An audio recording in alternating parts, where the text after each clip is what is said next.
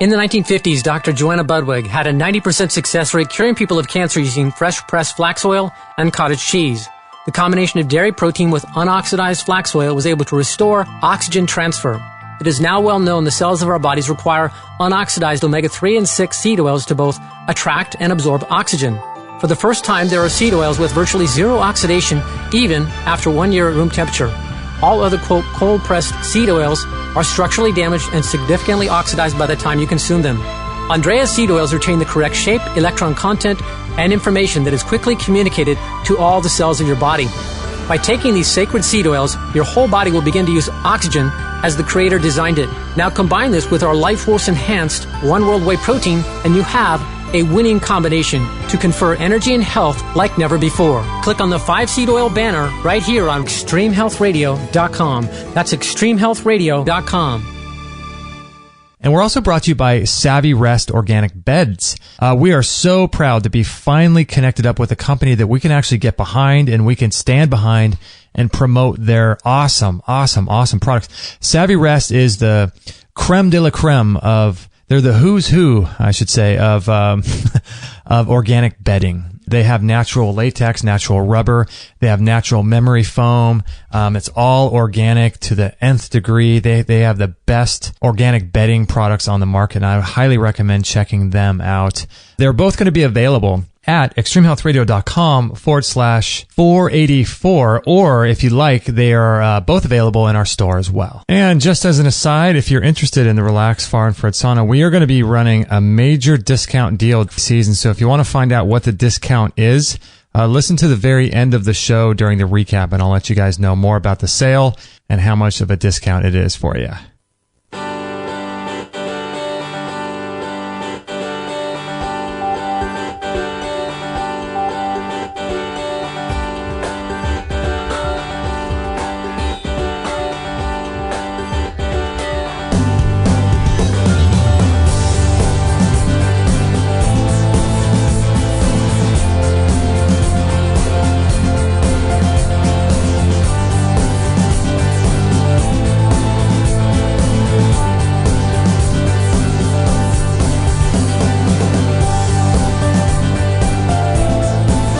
Today is Black Friday in America, and people are going crazy buying everything they can get their hands on. It's quite the... Oh my goodness. Only in America. Black Friday, Cyber Monday, Thanksgiving. I always find it ironic that you would have Black Friday the day after Thanksgiving when we're supposed to be thankful for everything that we have, but then everyone goes crazy on Black Friday. Well, I mean, you can't blame us, right? Because, you know, they are giving away great deals on things, but I just always found that to be really interesting. Oh, America, America, America. Well, thank you, everybody, for joining us. We have a great show with Mr. Adam Bergstrom today. We're going to be talking about timing, color, and longevity, and I have some questions for him about this new substance I've been researching lately called Carbon-40. Activated charcoal. So we'll talk to him about that. Apparently there's been some research saying that it increases lifespan in mice by 40 to 43%. So, but I know Adam's got some interesting takes. He always has some interesting ideas about just the general stuff that you hear in longevity and in the health world. He's really got an interesting take on this stuff. He's the author of a book called Yes, No, Maybe, Chronobiotic Nutrition, and he does a lot of work with the timing of the food that we eat. And there's a specific time that we should be eating these types of foods, all of our foods in our diet. So let me turn the mic down. Let's bring Adam on in the show. Adam, can you hear us okay? I hear you clearly. Excellent day. Yeah, on a clear day in California. I know, right? It's a beautiful, beautiful day here. I always, Kate always is upset during Thanksgiving because it's always so warm. It's always like, 80 degrees. And she said, can we just have fall? I just want the fall weather. Not here, apparently. Yeah. Yeah, it's been very warm, but nice crisp morning. It's beautiful. We get Indian summer and things like that.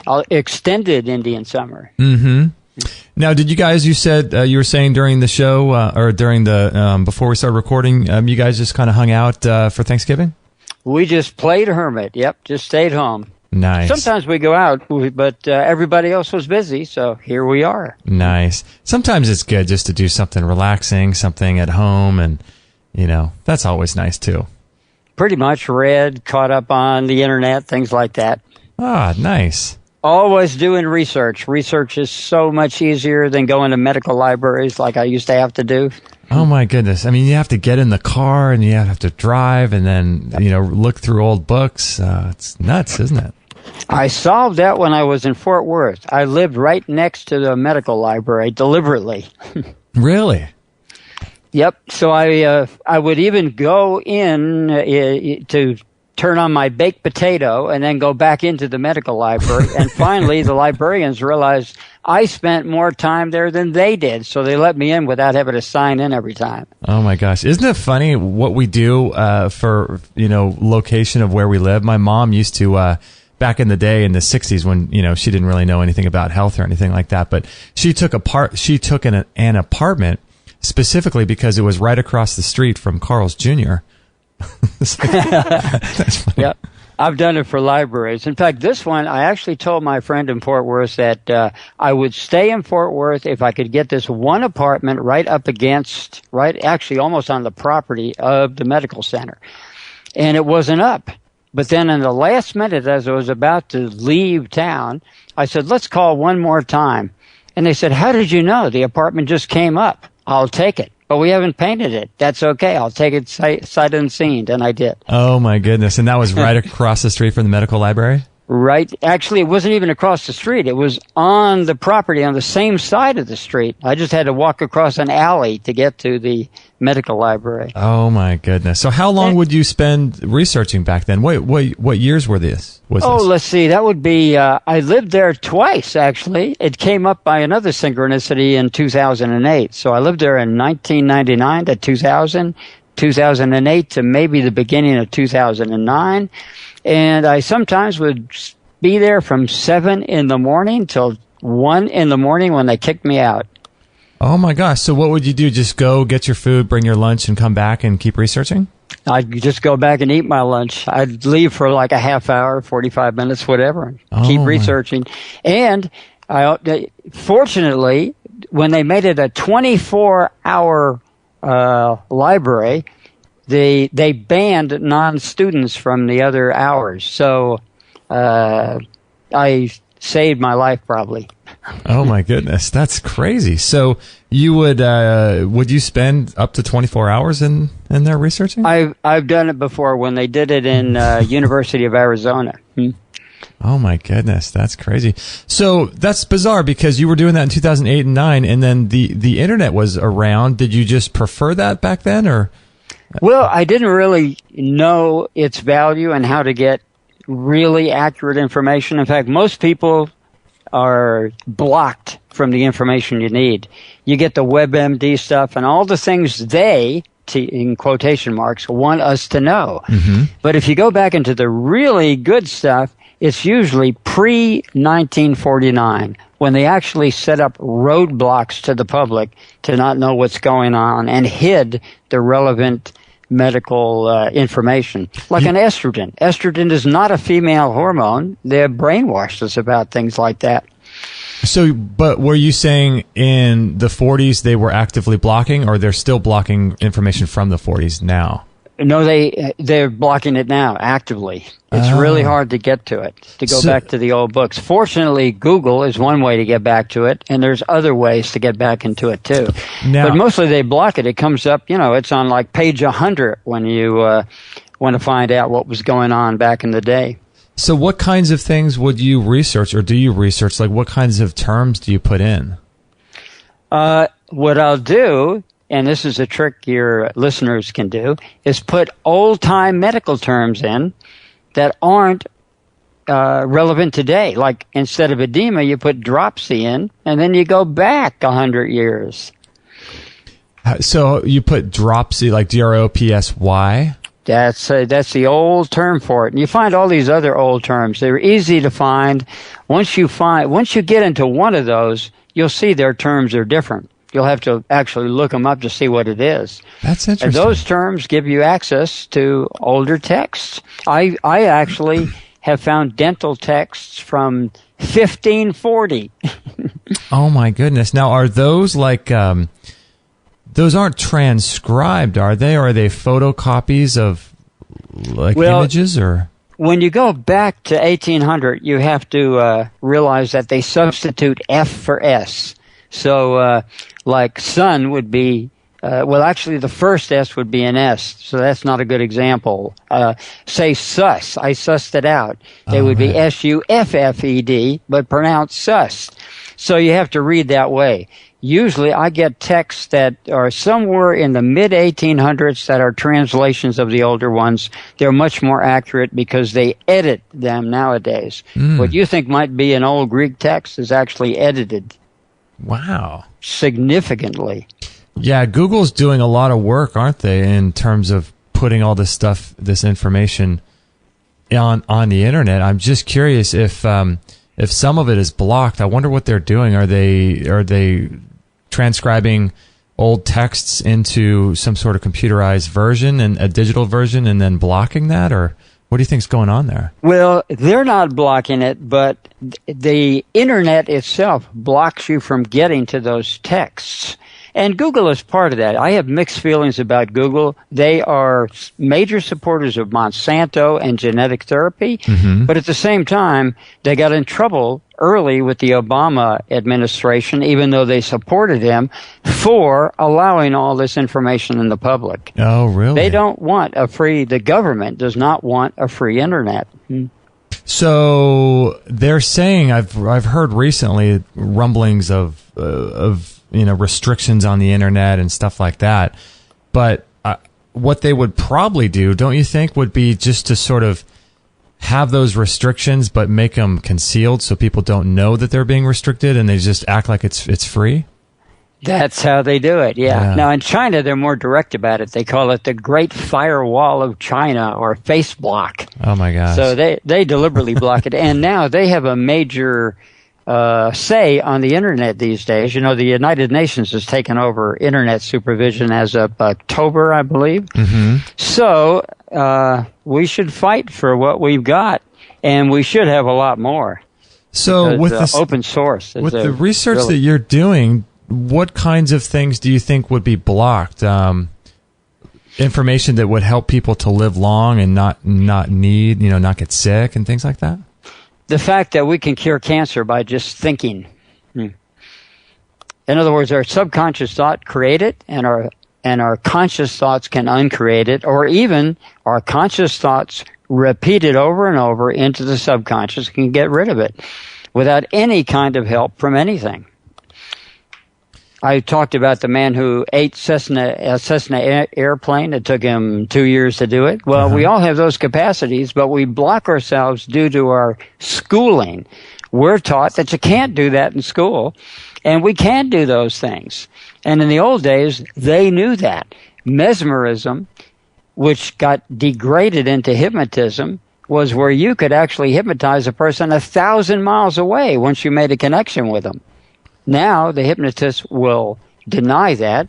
And our psychology now, instead of being mental, if you go into psychiatry today, it's what a heart attack's effect or a drug's effect will have on your mind, instead of what the mind's effect will have on the drugs. They've got the cart before the horse. How do you mean the mind's effects on the drugs?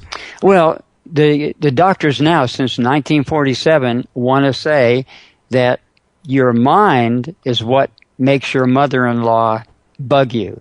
In the old days, your mother-in-law bugged you, and that's what caused your brain chemicals to change. Okay. But now, because you're low on serotonin or high in vasopressin or whatever, that means that's why you don't love your mother-in-law. They love it because they can sell drugs and control your brain that way. But actually, we are in control. Whether we love our mother-in-law or not determines what brain chemicals we send where and when. Yeah, that is true. That is true. So yeah, with their model, I guess it's a really important model to have won out, because it's just got dollar signs written all over it, doesn't it? You bet. It's dollar signs. And by the way, in timing, on Black Friday, it's actually Blue Friday in timing. It's Black Saturday, because the timing of the daily events of your life is the proof that creative consciousness is directing your existence, including the color coding of our week, which starts on Sunday with white and goes through the rainbow colors. Roy G. Bibb. So why is Friday considered to be blue? Well, we actually have a color coding, a weekly cycle called circa septums is what the circadian researchers call it. And that cycle starts with white on Sunday, red on Monday, orange on Tuesday, yellow on Wednesday, green on Thursday, blue on Friday, black, violet, purple, those colors on Saturday, and white and gray on Sunday. And this has been associated with the hands. It's been known since ancient times that the pinky is colored red, the ring finger is colored orange, the middle finger is colored yellow, the index finger is green, and the thumb is blue, and that you can color combine by touching those fingers together to do color therapy on a person's body via their meridians, and the meridians that are not usually talked about in acupuncture.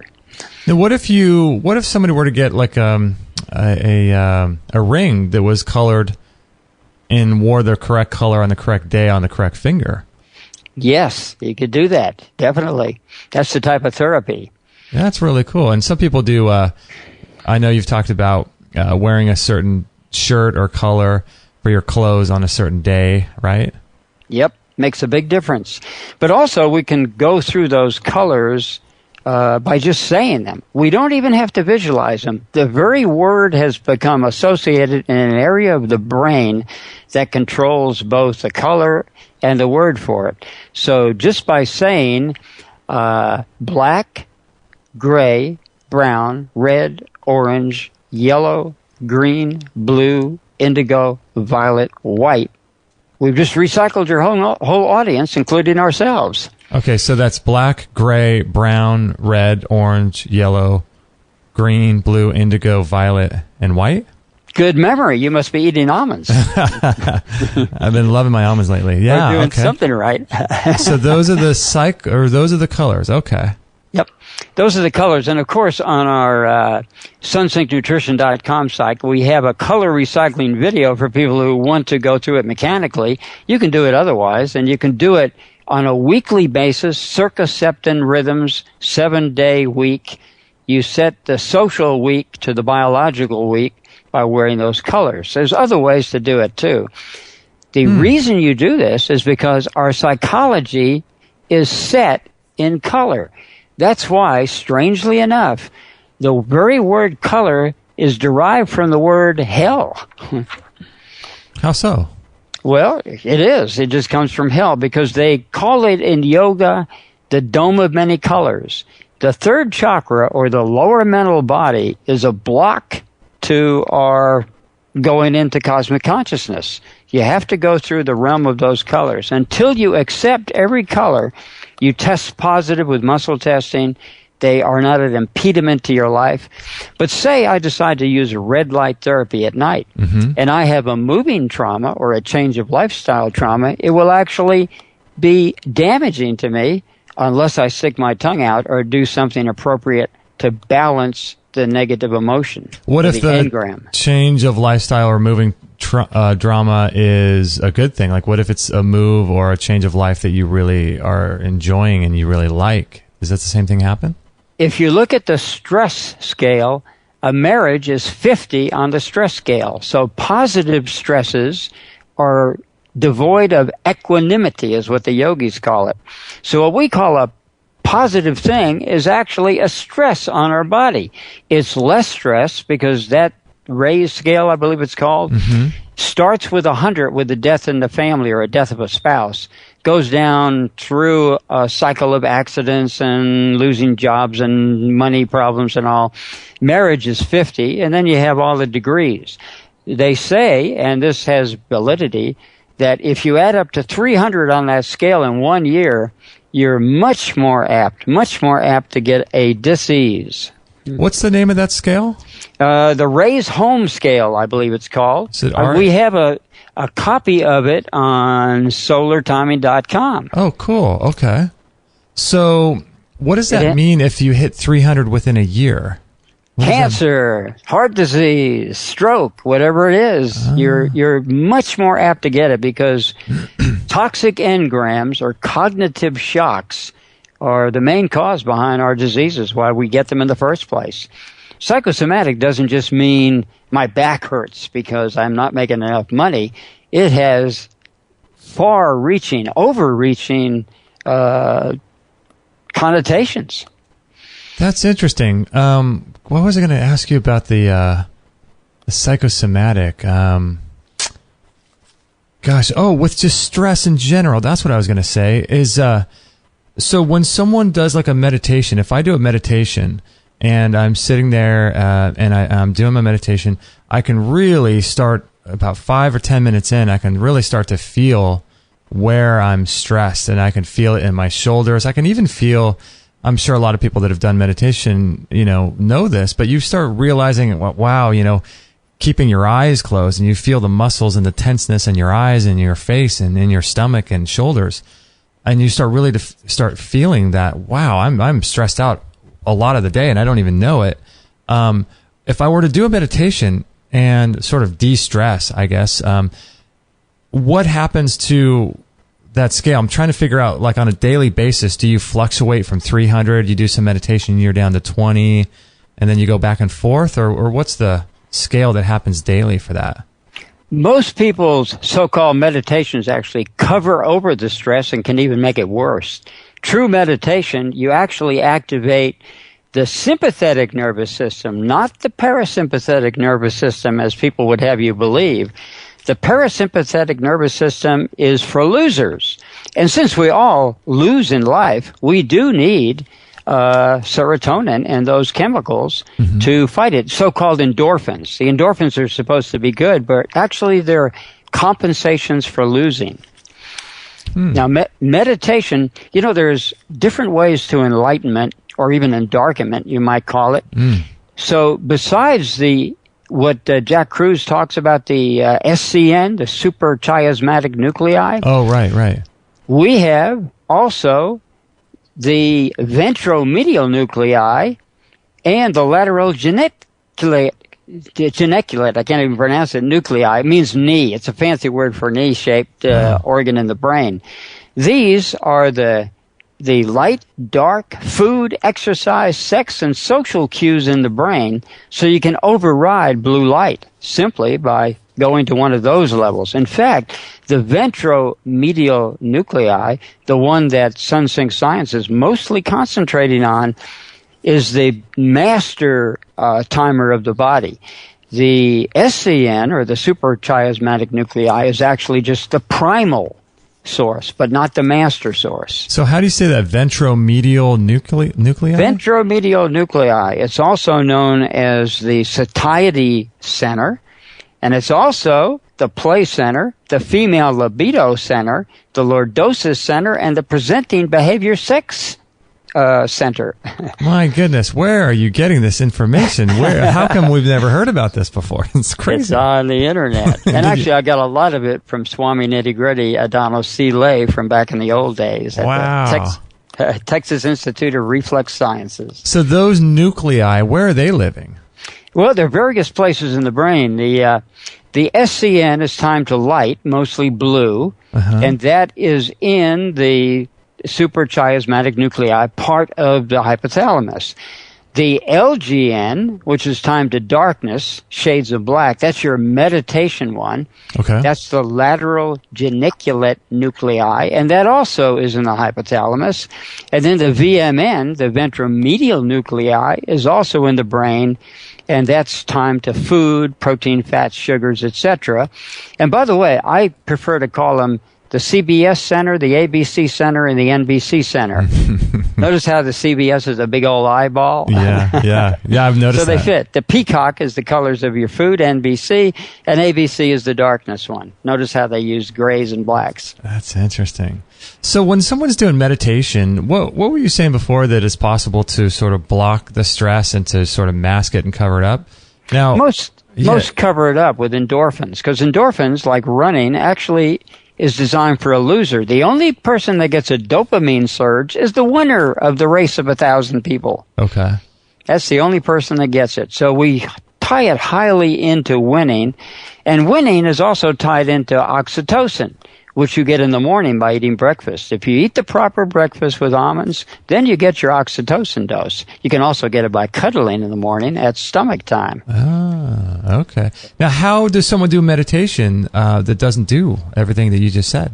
Well, it's a 3-stage effect, and there's a concept of when people die, supposedly they see light in these near-death experiences. Mm-hmm. But what if it was the sparkle of a bug zapper, or what if it was the light at the end of a tunnel being an oncoming train?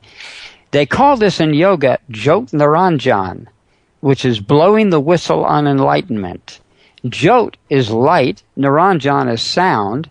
The Jot is what gives you the image and the illusion, and the Niranjan, the sound in the right ear is where you start with it, is what gives you the consciousness. So, but how does someone apply that to when they're sitting in their meditation? What do they do? First of all, you start with a breath technique. Okay. Yawning will suffice for people who aren't knowledgeable about Kriya Yoga. And I don't mean all the positions that go with Kriya Yoga. I mean the breath technique itself involving the spine. And the strategy is having a cool head and a hot ass. If you have a hot head and are a hot head, then you will have a cold ass. These two balance off by polarity. So the first step is to do a yawning technique to balance that out. Mm-hmm. A carbonated yawn, which means more than 6 seconds. And then the second stage is what they call mantra meditation, sometimes called Simran, where you just take a mantra. It can be Coca-Cola, Coca-Cola, Coca-Cola, whatever you choose, mm-hmm. or a nonsense word like they're doing in, well, Americans use them as nonsense words. In India, they actually mean something. And then, after you do that for an amount of time, you listen to the sound current, which is in both ears. You direct it to the right ear so that you will hear it in the middle of your forehead without the ears at all. And that is called the center of the 10,000 petal lotus, right in the middle of the forehead, which is the first chakra of the brain, the last chakra of the spine or the sperm. And you notice that our spine looks suspiciously like a sperm with its head as the medulla oblongata and the hypothalamus, and the brain looks suspiciously like an ovum, and that's because at the medulla oblongata is where the sperm impregnated the ovum. Interesting. Yeah, right in the base of the back of the head, right? You bet. The mouth of God, it's called esoterically.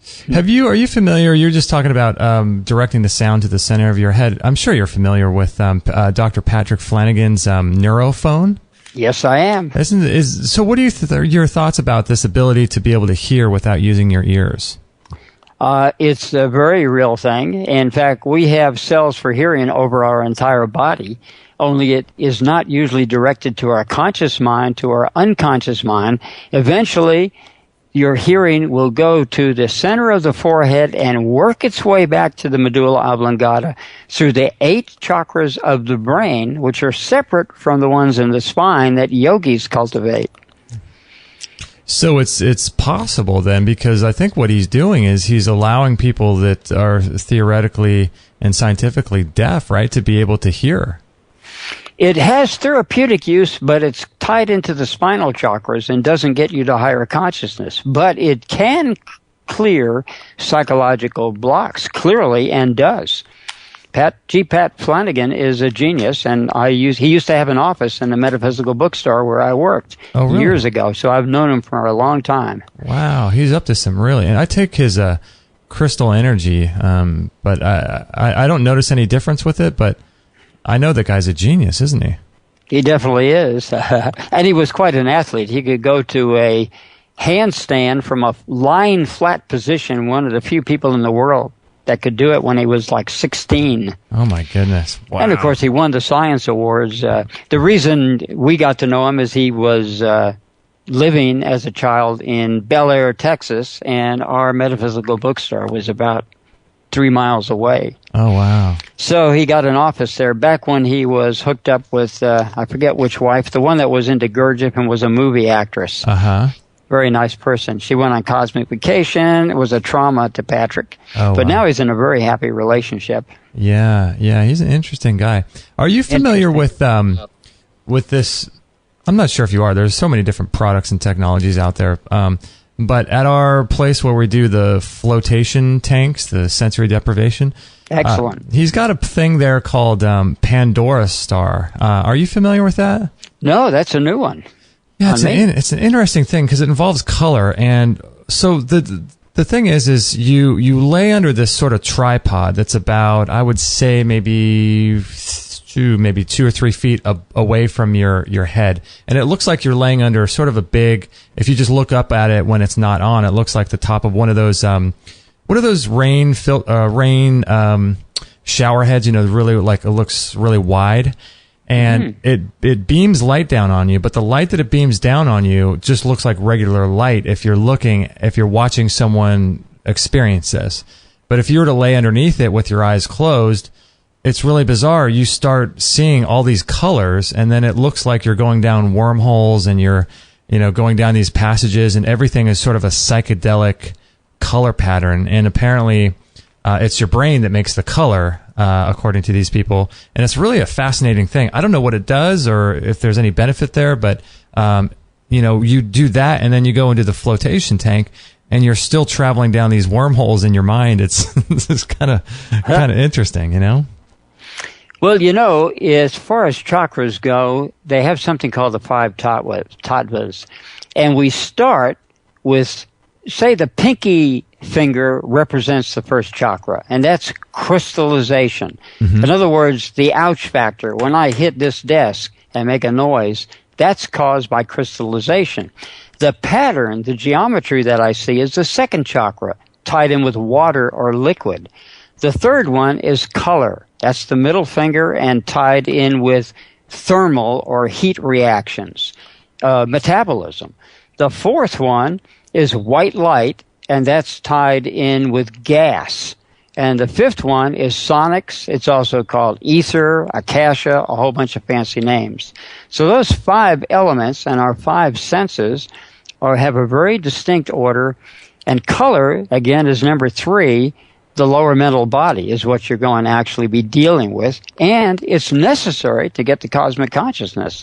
Without going to you can't get to white light without resolving the traumas of black father trauma, gray mother trauma, brown attachment trauma, red moving trauma, orange sex trauma, yellow decision trauma, green resentment trauma, blue disillusionment trauma, indigo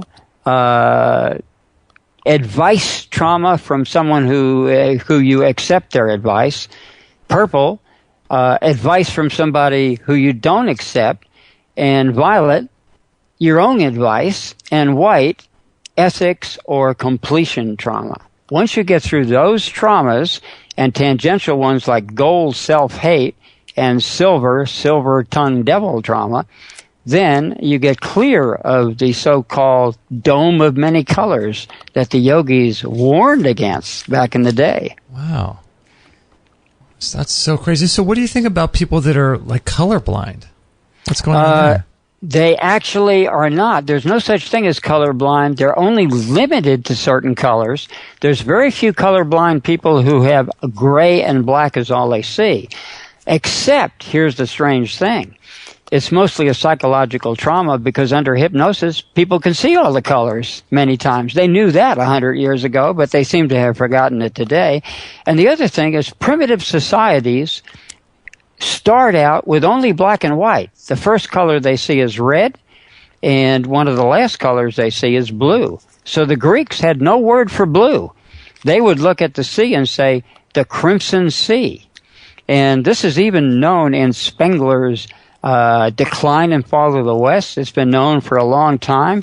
What's the ant guy that's the expert on ants? He wrote a book about it too. So we see colors psychologically as we evolve. And then, though there are 10,000 shades of colors that we are sensitive to, why do we only stick to 10 or 12 that people stick to, you know? Yeah, so you're saying the people that are colorblind aren't necessarily 100% colorblind. They could only see, or they're just limited in the colors that they are exposed to.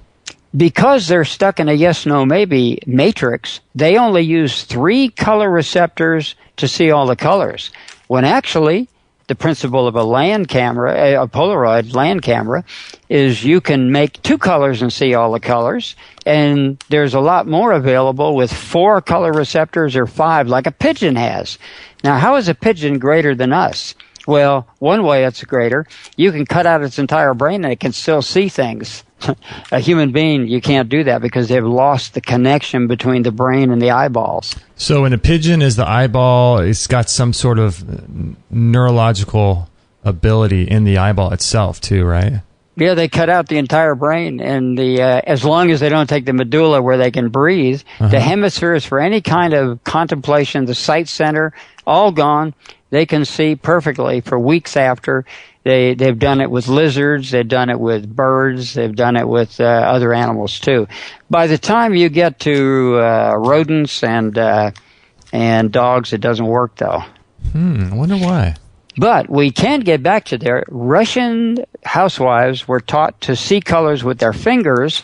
It's been in Life magazine, cover story back in the 40s, I believe, maybe 50s. Russian housewives were taught to see color with their fingers? With their fingers, to take the difference between fingers because it's vibrational energy and we can see it.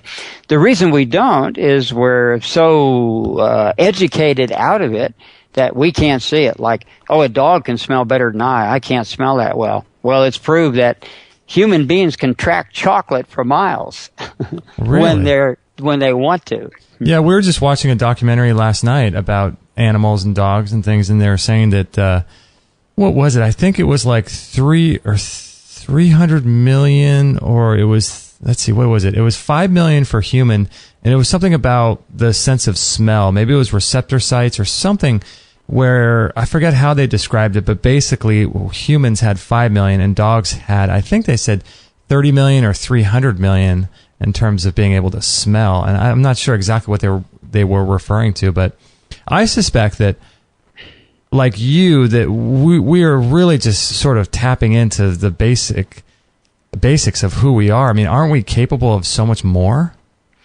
We are, and what they're referring to is something called the VNO, the Vomer Nasal Organ, the same energy that you have in your far infrared radiation is the pheromone radiation center. So guys shouldn't be taught this, but if they take a girl into a far infrared sauna, she gets confused in her mating deals and you have a better chance with her. But we won't tell them that. Now, how does that work? Well, because our smell, for pheromones at least, is done with far infrared radiation. It will go through a solid wall.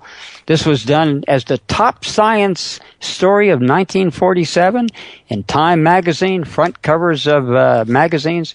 Totally forgotten. Now we're taught that smell only works when one molecule comes floating through the air and into your nose, when actually you can smell by far infrared signals in the same way that you can use far infrared radiation to send signals for miles, for guidance, like missile guidance and things like that. So, Adam, do you think that somewhere along the way, like, we got lost as a civilization? You know how Graham Hancock talks about the lost civilization and these types of things. I mean, if we're able to do some of these amazing feats, like holding our breath for long periods of time and not going without eating, for long periods of time, and doing these seemingly sort of superhuman feats, what do you think, where did we go wrong, and what's possible for us, do you think? Our school system was deliberately set up to dumb down the population for eugenics purposes. Now, the person who goes into that in much greater detail that I recommend they read is The Underground History of Education by John Taylor Gatto. And by the way, he's got that covered much better than I could. Adam, thank you so much. Gosh, it must have been a year ago.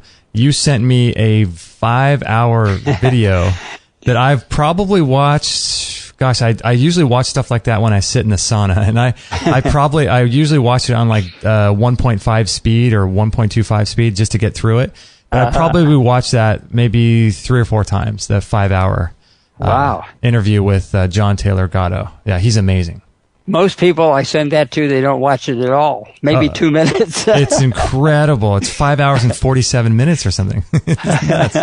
You are a professional. Well, I have time because when I'm sitting in the sauna, it's like, I love to just learn stuff. So that's a great place to learn. Yeah. Yeah. So so in our school and education system, we've been purposely dumbed down. And I mean purposely. If you read his book, you see the names and actors and everybody involved. It was mostly the Rockefeller Foundation, the Carnegie Foundation, and later the Ford Foundation also chimed in. Okay. And it was done around I guess they didn't really take over education until 1910s, 1920s. Then they really got it. And it's deliberately done to dumb people down. The bells are to stop people from completing tasks, and that's why you have bells in the workplace. They actually decrease your consciousness to make you think, it's not important enough to spend more than 50 minutes studying. You have to go on to the next place. The bell rings again. You have to run to the next place for the next education. But true entrepreneurs, look at the internet gurus. They'll sit in front of their computer for 24 hours at a time, maybe 36 hours, some people do. That's where the inventions come from when you push it. You can't learn anything if you become a dilettante, which school, the most important thing is to teach you to be a dilettante and to concentrate on experts only. You cannot stand on your own 2 feet. These other people have to tell you. Genetics was invented for that very reason. Supposedly, if genetics is really valid, how come people like the guy in Denver, Colorado, jumps into the shallow end of a swimming pool and suddenly comes out, never been on a piano before, and now he's a virtuoso? He can play anything on the piano by just a bump on the head. And they have 30 cases that the scientists say in this one article that they have of that. Well, I could supply maybe 1,000 cases if someone would give me the research money to do it, and I was inclined to do it. You could find at least 1,000 people. In mesmerism, they would take people that could have all kinds of telepathic abilities, all kinds of genius abilities. They could write symphonies, they could write books, they could do everything when they were hypnotized, or mesmerized more correctly. Hypnotized is the watered down word by an Englishman named James Braid, who couldn't handle the fact that it was such a wide-reaching phenomena and actually tamed it, took the fangs out for scientific usage so they could use it as an auxiliary.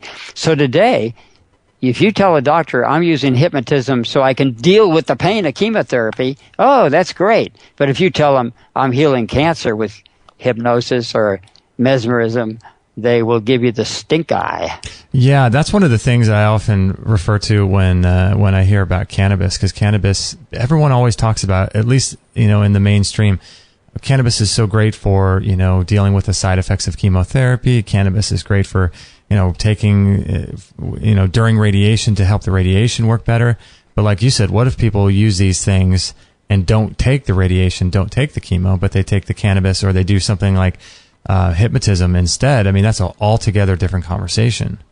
Yep, or they go beyond both and go right into mesmerism. Now, mesmerism. What's the difference today? Could you find someone who is into mesmerism today? Yeah. How about the Texas Highway Patrol?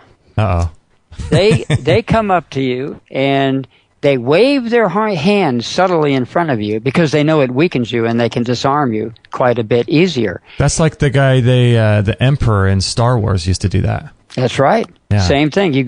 If you see a martial artist, they work their hands outward in a circle, leaving their body, going up their conception meridian in front of their body. Then some of them do it in reverse, call it meditation. Well, all that is weakening the body. That is not meditation, but it is close to the meditation most people do, which, as my Swami friend could say, a professional could easily tell the difference. Now, we do some of that when I do my Qigong. It's the similar hand movements that you were talking about. Not just there, but the moving out and doing these different Qigong movements. Always do it outward, because if you do it the other way, you unzip the meridian, as an acupuncturist might call it. The Highway Patrolman can't handle meridians. They call it splitting the optical field, but you can do it when your eyes are closed and weaken the person. I've done it through walls before, and I've done it 1,000 miles away. Interesting. So I ran that experience a long time ago, and Swami Nitty Gritty tells me, yeah, but I could do that and be a circus performer, but the real healing comes from intimacy. So you want touch involved in the healings you do, and don't do that fancy-dancy stuff. But the Chinese know that touch is the most inferior form of healing, that, as in the Bible, say the word and my servant will be healed. Surely no one else understands what I'm doing better than you. I'm paraphrasing, but you can find that in the Bible, that exact conversation between the centurion and Christ. Yeah, I've heard about the beginning where in the Bible it says, God said, let there be light. So there was speech and voice before there was light, because he had to say something, and it couldn't have been in a vacuum. In the beginning, there was the Word, yeah. And by the way, the only time Christ used the meridian system or acupuncture, he didn't like to use it because he knew it drains energy, is when the woman touched him in the crowd. Now, what do they mean by touching? The whole crowd is pressing against him. He's being touched by everybody, but she deliberately touched the hem of his garment to be healed, and he knew it. But he forgave her and healed her anyway. If my memory is correct, I think the text says something like he felt the power leave him or something. That's right. He was drained, because the meridian system is a draining system. It's not infinite, it's finite. The cosmodyne system is infinite, and that we get through synchronicity or timing. Brings us back to the way of the butterfly, or SunSync eating. Now, do you think that in terms of longevity, how long do you think it's possible for humans to live in today's culture? And do you think, like a lot of people, that there are people that exist today that are 500 years old? I think they exist. I've never met one, but there's evidence that Babaji exists. And if you go back to the old text, people would live to about 155.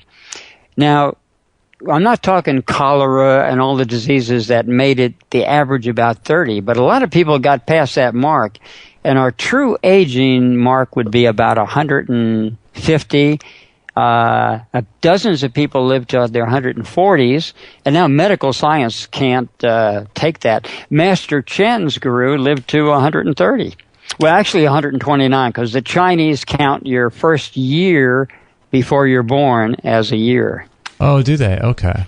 3 months you exist as a sperm, and 9 months as an ovum and sperm. So so you're saying that there's people that are 130 and maybe even longer, but maybe they're living in the caves in China, some monk somewhere, something like that.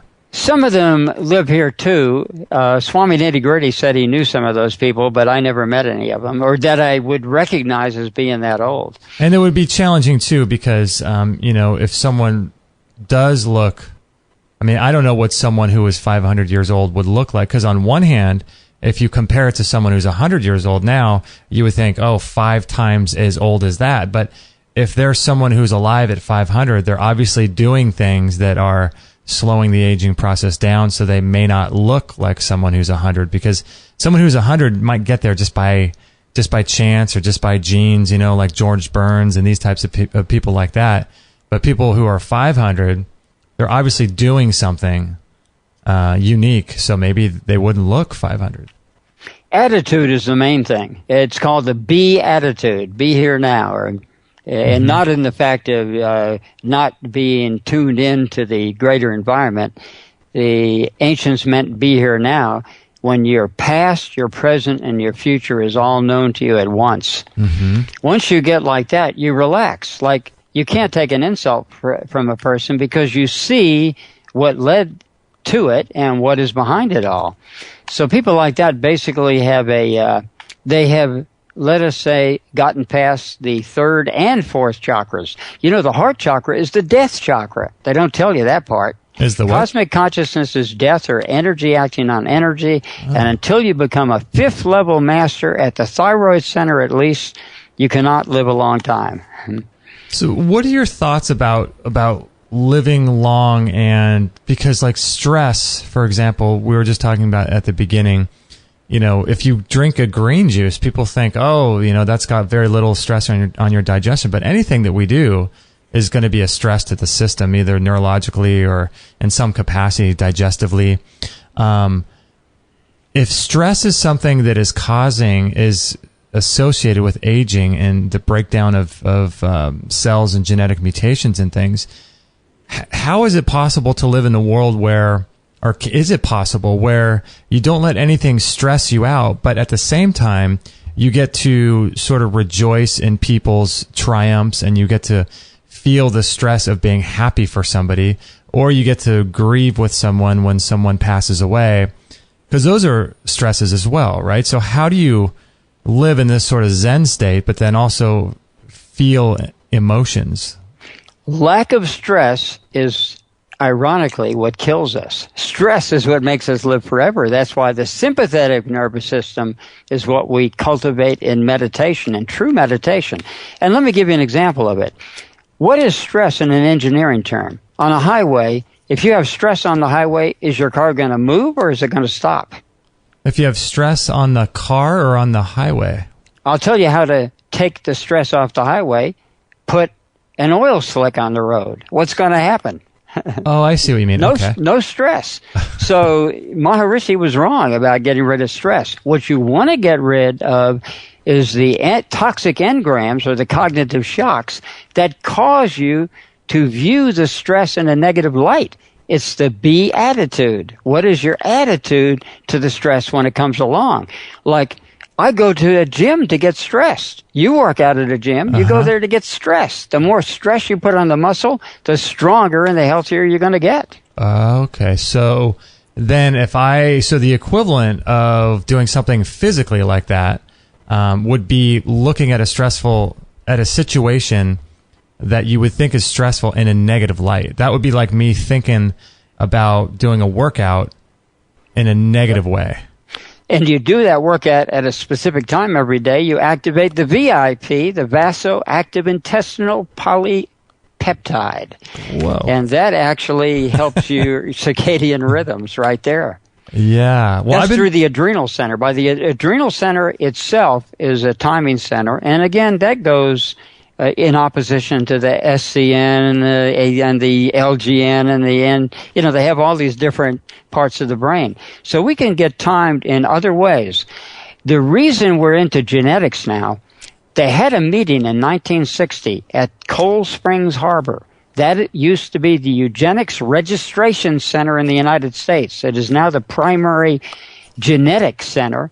Cover it up as it used to be a eugenics center. It still is. And they deposed the father of circadian rhythms. You'll never find his name associated with that name. They called him Mr. Potato Head. Frank A. Brown Jr. The big three took over in that meeting. Colin Pittendry, Erwin Booning, and Jürgen Aschoff took over. And what they did is what Frank Brown showed is that he went underground, he got a completely lead container, so it was blocked off from any kind of radiation, couldn't get through it, any kind of light couldn't get through it, and then he pressurized it so barometric pressure couldn't get to it, and the potato plugs out of the potato, could tell the weather 2 days in advance.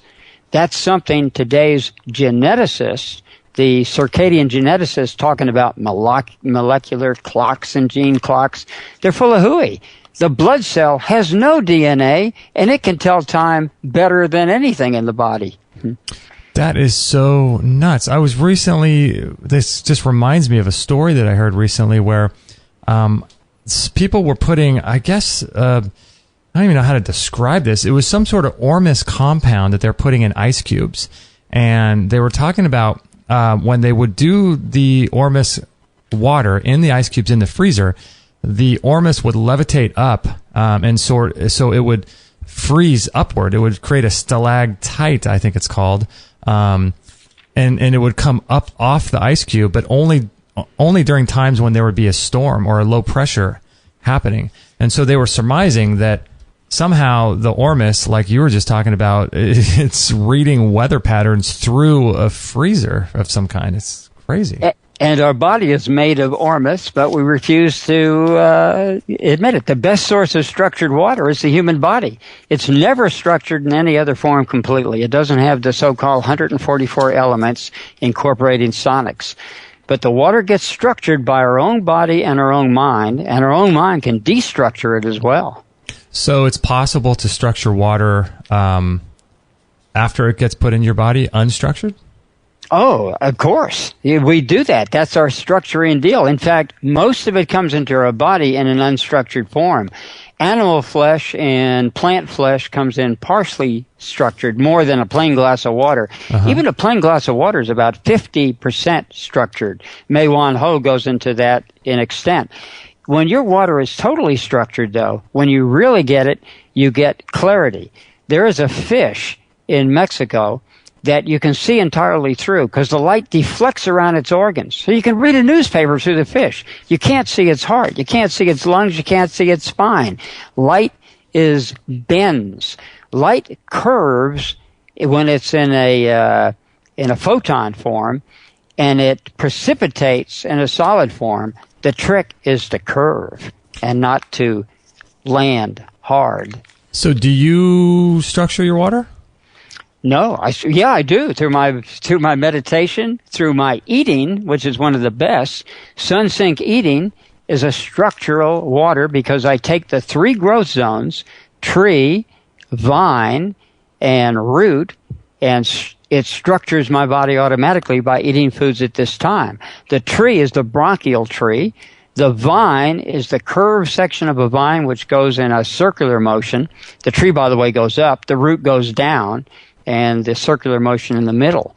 Well, by eating on time, this is really hard to explain. It sounds even a bit nuts when you first describe it to somebody. But if you study the 3 growth patterns and how they work, you'll find they control our consciousness, our growth, our grounding, and our courage, or heart, they call it. The growth patterns. Is that meaning the way nutrients get spread around the tree or a bush? Yes, and the way they get spread around our body. Interesting. In other words, just because we eat something, we assume it's going to be absorbed exactly at that time. But it may get absorbed, but is it utilized? Is it eliminated on time? All of those things are often not there. One of the first things a person notices if they do SunSync eating correctly is they get 3 bowel movements a day. And one of them the first one should be at exactly 7 in the morning, biological time. You have to set it by your local SunSync time, or your, your sundial time. Those readings are available for people on our $99 one-time charge sunsyncnutrition.com site, same one that has the colors recycling video. But anyway, by knowing those timings, you have an advantage. Now, if you totally get rid of your toxic engrams, your cognitive shocks, you don't even need a timing clock. Like the reason so-called primitive, quotation marks, societies could say the man is out hunting and the wife says dinner's ready, and then he picks up the message on the vegetable internet in his brain, and he heads home. Yeah, but somehow we've we're all lost connected. those abilities. Yeah, we've completely lost those. Are you familiar with a guy named Genesis Sunfire? No. He's a guy that, what do you call those? A breatharian. And I'm curious what your thoughts are about this guy's from the UK, and he claims to not eat or drink anything, which I don't know. I haven't researched him too much, but he's a young guy. I mean, he looks like he's maybe, I don't know, 35, 40, somewhere in there. I mean, he may be older, who knows? But I'm curious what your thoughts are in terms of solar nutrition and people that pursue that breatharianism path. It exists. Most of the breatharians that have subjected to isolation, where they can watch them, have turned out to be phonies. I've heard that, yeah. In fact, I won't mention one of the first, but one of his ex-girlfriend was a client of mine, and she ratted him out for heading for McDonald's and Burger King all the time. I think I remember that guy. There was a famous guy that probably is the man that you're talking about. I forget his name too, Yep. but yeah, I'm not going to mention it, but I know his name too. But anyway, not to bust him, but there's a lot of phony ones out there, and they have been under scientific scrutiny. They locked them in a room and they couldn't do it. They were almost starving to death. Now, there are legitimate ones. Saint Teresa is the most famous one. She gained and lost weight, and all she had was one communion wafer per day for years and decades, I believe, and she maintained her weight and her health on just that one communion wafer. There's been other cases that have been documented too, most of them in India, because it's educated out of us here. It's not so much there. As a Indian friend of mine once said, you go to India, you'll meet people on the train that are bouncing energy off the moon to help you. oh my gosh. Which can be done. They know about that in Ayurveda, for instance, if you study it. Moonlight on a glass of water, all that kind of stuff. Vasant Lad, all those Ayurvedic people. Yeah, Vasant Lad, he's kind of the main guy, isn't he? Or he's one of them. He's really kind of a pioneer in that field, isn't he? Yep. He what do you call it? To sell it, he put stuff like iridology charts in his Ayurvedic books, which of course that didn't even exist in India. They were not interested. They went for pulse diagnosis more so. Mainly because Indians and Chinese have browner eyes. It's harder to do iridology on. It's easy to do iridology on Nordic types. Oh, okay. I used to have a slit lamp and do iridology regularly. Yeah, because with the dark brown eyes, I guess it would be challenging to notice all the subtle differences, right? Yeah, and a lot of iridologists actually say those are toxins, and actually they're just sunglasses for the eyes, because people at the equator, or for other reasons, like Eskimos had brown eyes. How did they end up with brown eyes if sunlight causes it? There are certain reasons that cause that as protection of the eyeball. Yeah, because you would think it looks kind of like sunglasses. So in the same way that people have darker skin, and the people that have more melanin in their skin, they say to have more sun exposure because they've got this darker skin. Does the same hold true for people with darker eyes, of brown eyes and things? Same true. A so-called white person, or really a pink person, I guess different shades, they have their melanin outside the cell. A black person has it inside the cell, and in between versions. I'm sure the progeny of Thomas Jefferson have kind of an in between set there.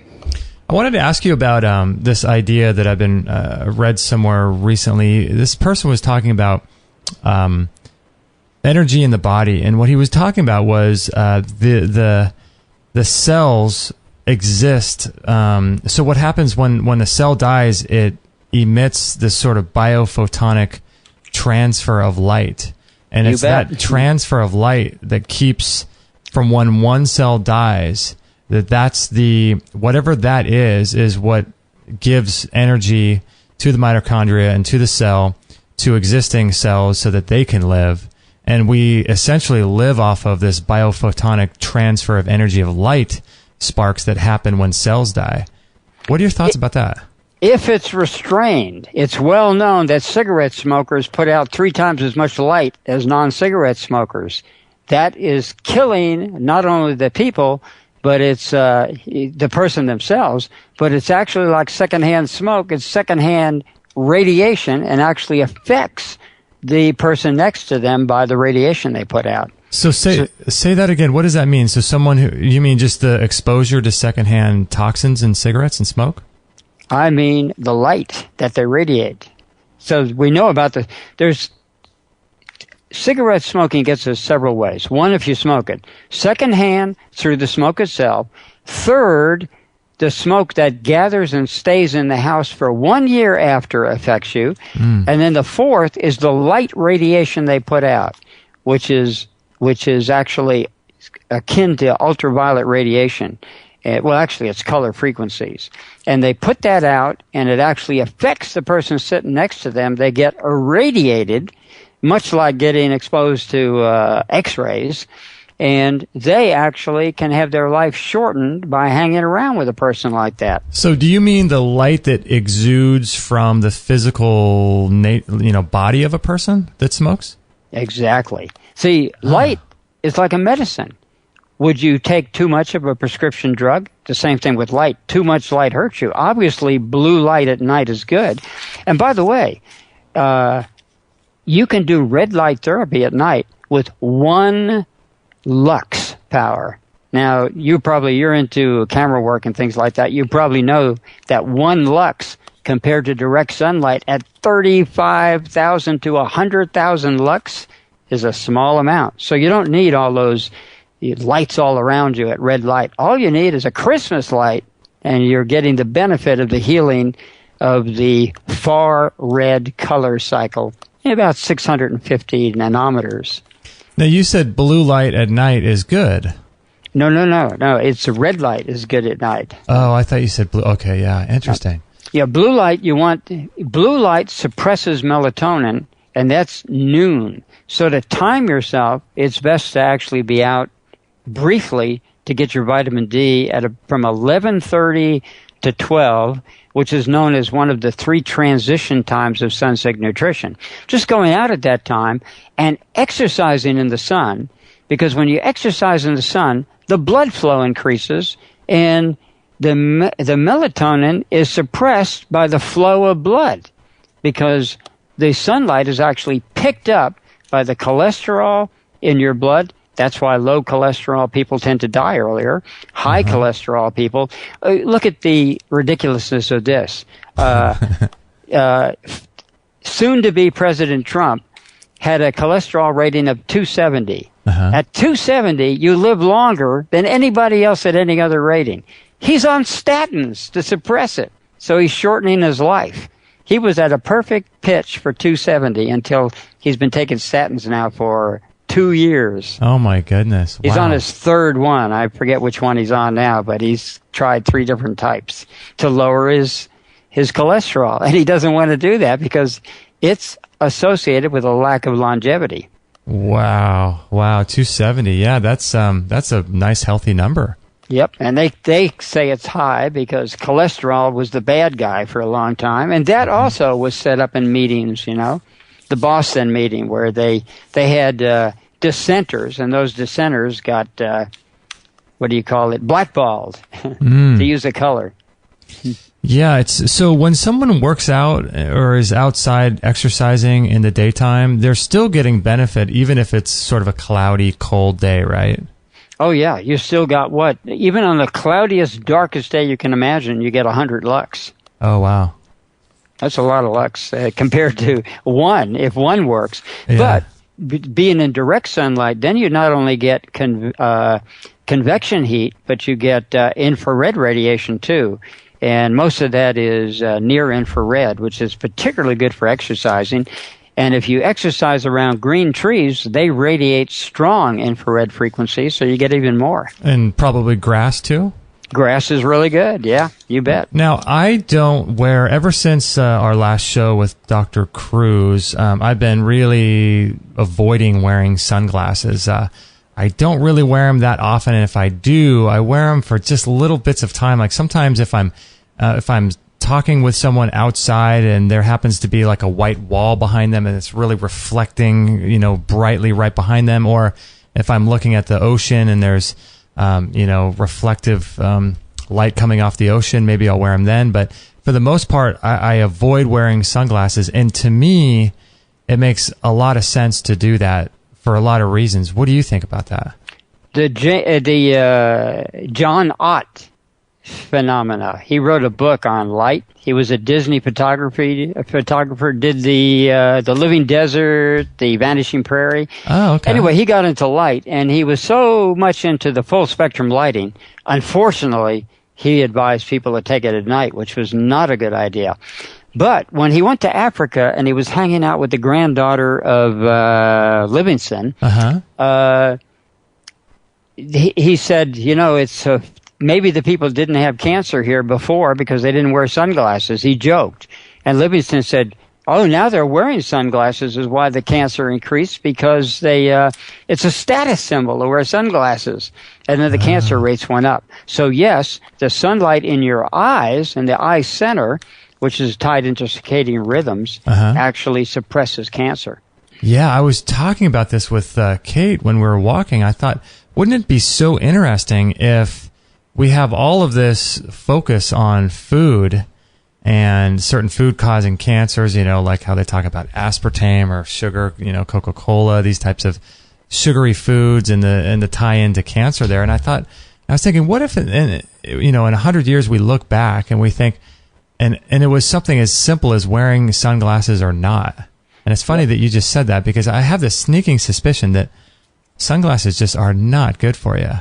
Nope. And make sure, if you have sunglasses, to have the blue blocking. That's the main thing that causes retinal detachment and all the different retinal diseases. So you want to wear the blue blocking sunglasses even in the daytime? I guess that's the only time you wear them. But well, I wouldn't do that. I would just be in areas where there aren't white walls. But if you have a white wall and have to do that, make sure you block the blue light. That's the operative one. The ultraviolet doesn't do that much.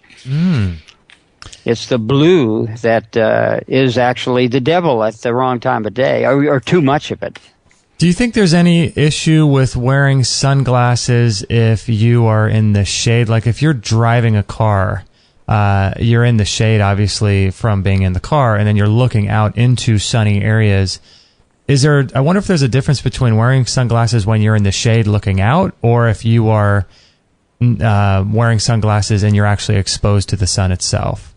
When you squint, there's a problem. It's like snow blindness. So it can cause damage to the eyes, so you have to be careful of the environment when you do that. Yeah. Too much light, again, is a problem. Even blue light, which is the one you want at midday. Mm-hmm. Definitely. So, but you have to protect your eyes, too. People who live in the desert, they have certain things to overcome. We're not really designed to live in the tropics, even though civilization ironically started in the tropics, but the cold actually created the brain functions that made us become more civilized, or more, if you want to call it civilized. War and all that kind of thing goes along with it. And then we spread out to the tropics afterwards. So we're not really designed for tropical living, you think, because of what? Yes, no, maybe. We become temperate. Most people have become temperate, so tropical living is a problem. In fact, if you're born in say, New England, and you go to the tropics, your sweat glands aren't designed to handle it. But if you're born down there, your sweat glands are about 5 times as large as the person coming from New England by just being born there. That's not genetics. It's actually climatary. Jack Cruz covers some of that. Mm-hmm. Yeah, interesting. Recently, I've been not exposed to, but I guess in this information age, you just get, information comes at you in so many weird, strange ways. And, a lot of times I hear, I see people reading the obituaries, and I see that, and I think to myself, I just don't really want to. I've got a lot of work to do on this planet, and so do you. And we're just, inspired and we want to create change and help people and things like that. And I don't want to bring myself down by hearing about all these people, younger and older, that are dying of cancer and this and that. And so what I've started to do is I have a little a place on my computer where I can store articles and videos of people that are sort of inspirational people that are older. And so this latest one that I put on there was this 97-year-old yoga master kind of guy. And he's this black guy. I think he's in Florida. And what an amazing guy. And so for me, it's like I want to put my time and my energy into what's possible and where we can go, rather than continually reading about people that are my age and younger or older that are dying of cancer. There's something that brings you down about that, isn't there? Definitely. That's why when we study genetics and things like that, we're taught in a box that that's the only thing that exists. Scientists don't want us to know that we can actually make it rain by concentrating on it. My friend Swami Nitty Gritty did it all the time. Even when the weather report said no chance of rain, if someone asked for initiation, it would rain. Just like the Indians, right? That's right. They could, Rolling Thunder talks about it. You know, it's well known among cultures, but they don't want us to know that. They call it magical thinking. Mm-hmm. But it's okay to manipulate the weather with airplanes, but just not with your thought. That's right. They don't want to know. We have the power to do that. We have the power of remote. You talk about surveillance. We can watch them with remote vision too. Yeah, it wouldn't shock me at all if that's possible. But that positive thinking is true. When we look at inspirational videos, like there is a woman, Yogini, who's 105, regular American. She shows up. She acts like she's about 60, she looks like. She's in all the postures and everything, drives her own car at 105 and everything. And we have a friend that her father is 102, I believe, 102 years 102. Wow. Driver gal nods that I got it right. And he has all of his teeth, too. Did you say that? That's my cousin. Oh, that's your cousin. Okay. Wrong person. But anyway, you can have all the... I met a guy in Sedona. His father had all of his teeth and didn't need glasses at 101. 101. And was he still driving and things? You know, I don't know about that. I didn't meet the father. I was supposed to meet him and didn't, by this really interesting guy who was an expert in radionics and airplane manufacturer. Oh, my goodness. Yeah, I bring all that up because you just brought up airplanes, and a friend of mine's father who just died, I think 2 days ago, and this is a friend I've known been friends with him for 35 years, for most of my life. And his dad just died, or his stepdad just died, and he was an airline pilot. And I think he was an airline pilot for, 40 years, but he was only 68, maybe he was 70, not very old. And I just have to suspect there's something going on with all that exposure to radiation and things. And, you know, I like to expose myself to people who are a shining example of where I want to be. You know? Yep. Guess what? We have more gamma radiation exposure at sea level than we do up in the air. That's a fiction. Really? But what they do get exposed to is the air conditioning system and the recycling of all the toxins and the pesticides they spread between flights and a whole bunch of things. But gamma radiation, you actually... when it gets down to sea level, you have more penetration of gamma radiation. The main radiation danger is alpha radiation, by the way, because that, you swallow it through water and drink. It's in your body like constantly emitting radiation. Gamma goes through you like a clean shot with a bullet, you know, in one side, out the other side, gone forever. And it only does the little bit of damage on the way through. So alpha is a really bad one. Yeah, that's another. Are there other types of radiation, do you think, that pilots are exposed to that could be causing some of this breakdown in their genetics? I'm sure electromagnetic forces from the plane itself and the engines and things like that. I haven't done a study of it, but I'm sure that's involved. But it's not really the gamma radiation. That's a fiction to scare people from flying. How long do you want to live? Forever. I like it. No, if I had the option, and I suspect we do somewhere deep down in our subconscious, we have all these blocks that stop it. I would like to live forever. Who wouldn't? Now, a lot of people say, oh, I don't want to live forever. And also, it blocks other people coming up from living forever because there's not enough space. You know, we have the ability for space travel. If we went back to the drive we had during the Kennedy administration, they were so far ahead in getting to the moon and to Mars and Saturn and everything like that. Mm-hmm. They only dropped it because then they realized that we basically outbeat Russia, and so now we can just kick back. Mm-hmm. NASA is a joke nowadays. Mm-hmm. They're a complete joke with incorrect information, and it's at least good that a lot of these entrepreneurs like Elon Musk are involved in space travel. You know, let us do it and leave the government out of the whole thing. Yeah. I heard David Wolf, I think he mentioned his goal is to live to 3,000. People think he's crazy, but he says, you know, if he shoots for the stars and hits the moon, then you're good to go. I like that philosophy. You know? Yep. Why not shoot for 3,000? And, you know, if you get to 150, if you get to 200, then there's nothing wrong with that. I'd like to shoot for 3 trillion. But see, the thing is doing it in a way where your body's not breaking down and you're able to contribute to society and you're feeling good and you're able-bodied, and, you know, that there's a complete difference between, you know, being 110, healthy than being the average 110-year-old. I think they call it dying young at a very old age. Oh, right. But you have to be careful. A lot of people equate fitness with longevity. They're not necessarily connected. Many of the exercises done in the gym can actually slow down or destroy longevity.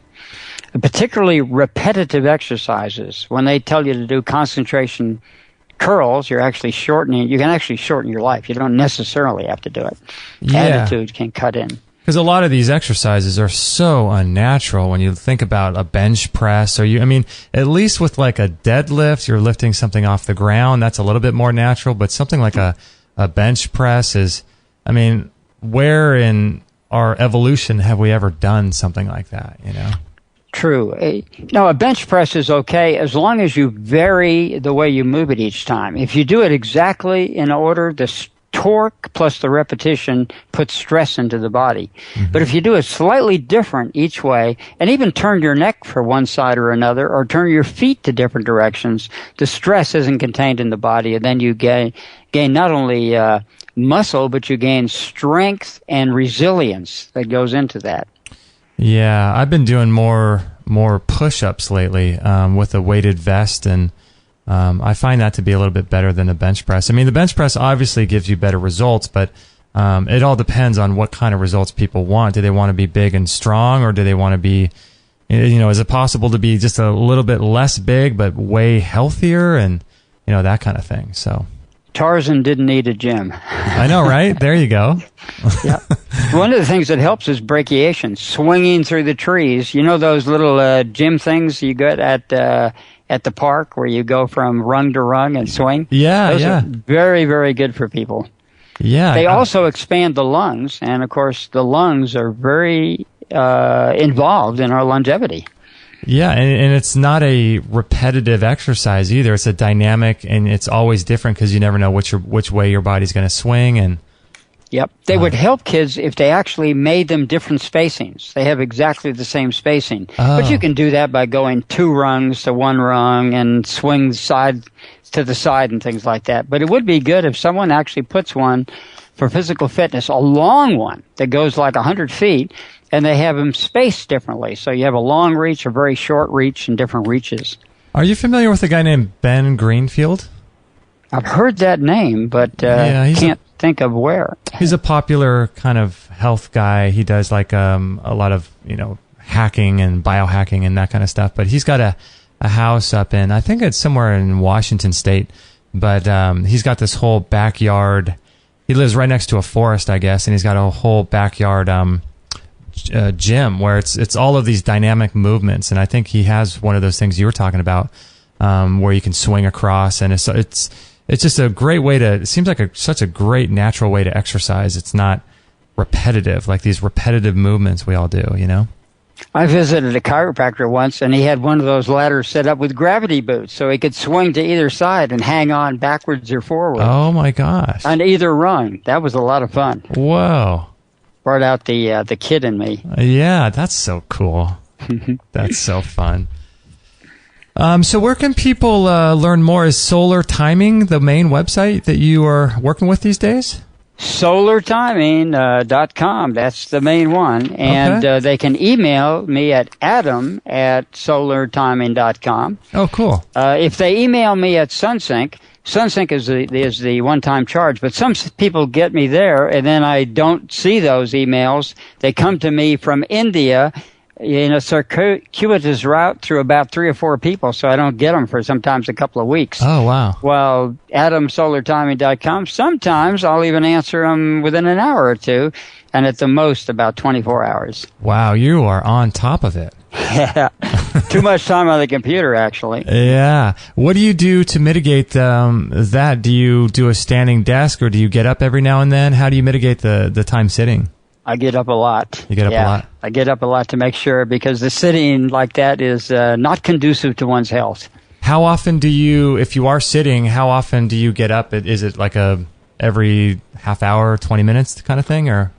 Yahoo has helped me greatly in my physical education program, and I'll tell you how. Yeah. This morning when you emailed me and said you might be a couple of minutes late for the show, I emailed you back right away, but you only got it 4 minutes later, because Yahoo started about a year or two ago delaying my emails by 4 minutes. Oh, wow. So when I email or send an email to my other site, I keep a record of them, it takes 4 minutes. So I got 4 minutes to mess around. So I send the email, and I go exercise, and I go outside, and I maybe polish the car a little, something like that. And then in 4 or 5 minutes, I come back and my email is there, and then I do the next one, and I wait another 4 minutes. Wow. So first I thought of it as a disadvantage, but then like a gym, it helps me exercise and get off my butt. Yeah, that's a good thing. That's a good thing. I try to do the standing desk kind of thing as much as I can. Like right now I'm standing, but sometimes I find that,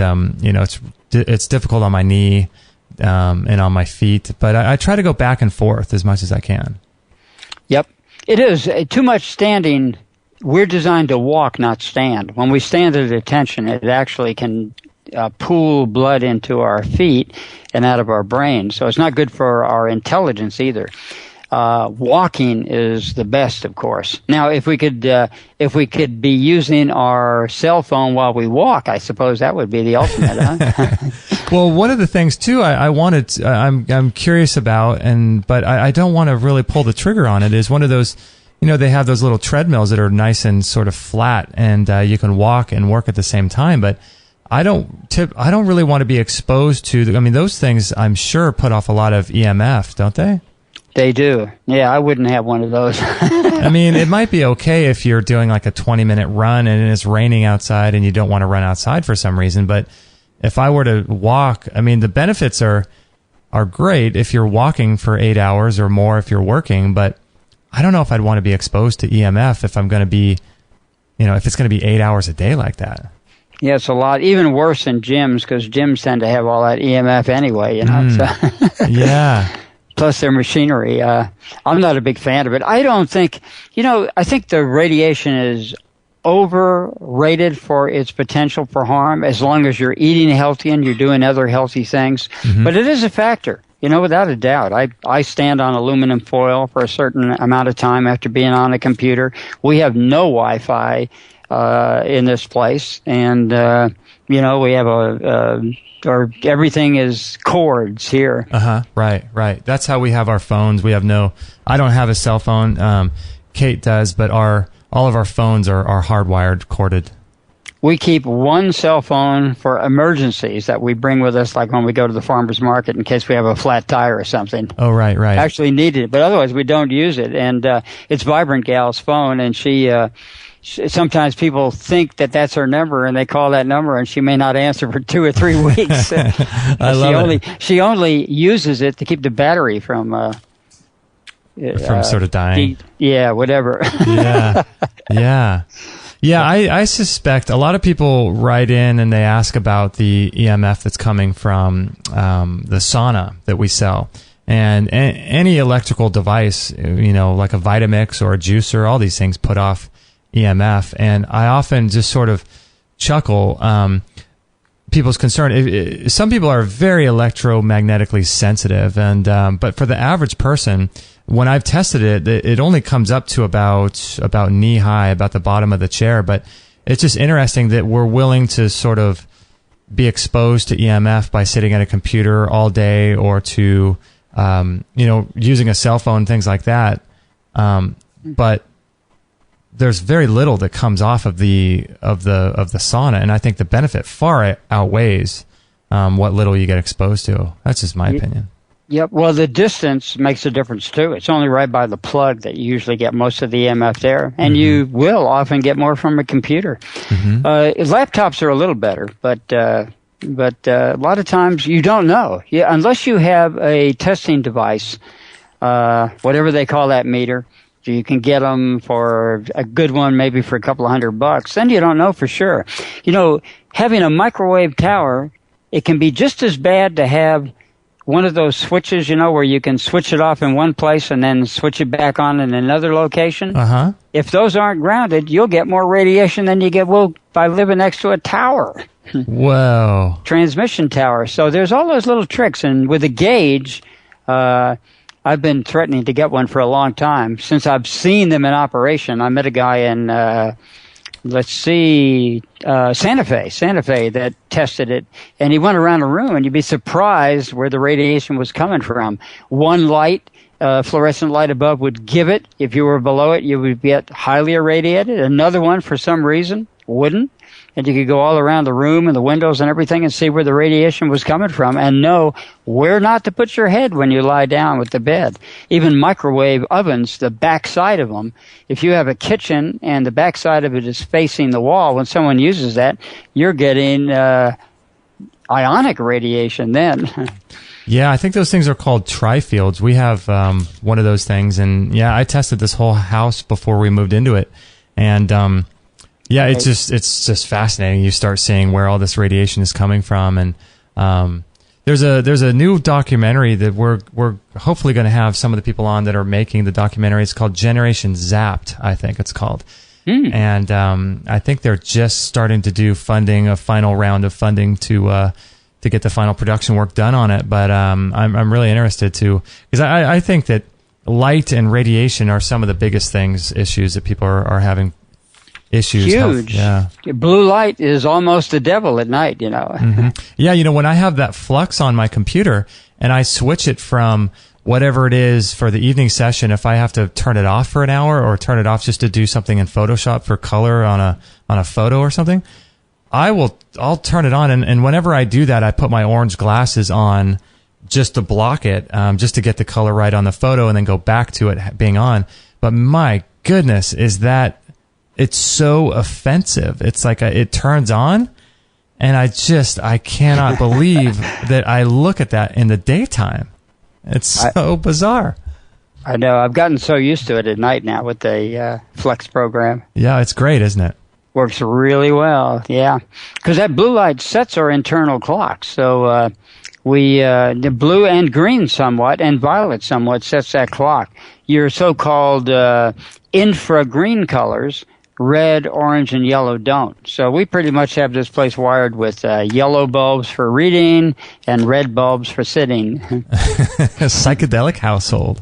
Now, we haven't been able to find orange bulbs. It used to be easy to get a 25 or 60 watt painted over red bulb and orange bulb and yellow bulb and green and blue if you wanted them. But now, because the incandescents are on the it's hard to get those. We get the yellow ones are bug zapper. What do you call them? The bug lights. Oh, right, They're still available. Yeah, and I have on my I saved it the red light that you were talking about on the last show. Great. Yeah, good stuff. Yeah, you don't need the LEDs. Now, LEDs, they can get specific frequencies. So due to LEDs, they can actually figure out what frequencies work best. For a while, there was a company that was selling green and claiming green was the predominant frequency. But that's been disproven now by LEDs picking exact nanometers and figuring out exactly what light does what. You'll see a lot more of that coming on now. Wow. We're finally waking up. I mean, Apple just, I think, put into their, I don't know what you call it, their iOS system or whatever their software is, some sort of blue blocking application, I think, to all their phones and maybe to their computers too. Yep. Because melanopsin is activated at 479 nanometers exactly, and if you use 445, it's half as effective. So they've worked all this out to a science. The public hasn't caught on to it yet and how important it is. And because of certain products they have on the market, a lot of companies don't want us to know these things. Like what products?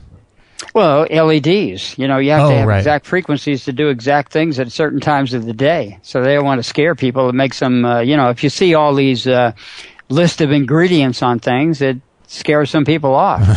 That's why the government makes you list those things on foods, even though they often list the wrong things for the wrong reasons. Right. Yeah, it's interesting. I was just looking at a package the other day, and I've read some things recently that talk about certain companies will put natural flavors on something, but there's an option for natural flavors to not necessarily be the same kind of chemicals that are in natural flavors, like if Coca-Cola puts it on their thing. Like, because I'll see a package at the health food store, some sort of snack or raw vegan treat or some sort of really supposedly really healthy item, and from a semi-reputable company, and then you'll see natural flavors, and I often wonder, well, how could a company that's so eco-friendly and this great putting out something that has natural flavors in it? But maybe there's something to that. All organic baby food, all their cereals, jars of baby food, and infant formula, if you see DHA on it, it's a GMO product. DHA in the list of ingredients? That's right. What are they saying that is? That's not the DHA like supplement. Yep. And DHA actually is harmful in itself. I've written 3 books on it now on yellow fat disease. And if you didn't take DHA or EPA or ALA, you could stand blue light without having it. But everybody has to take a certain amount of those oils, and so they're going to be sensitive to blue light.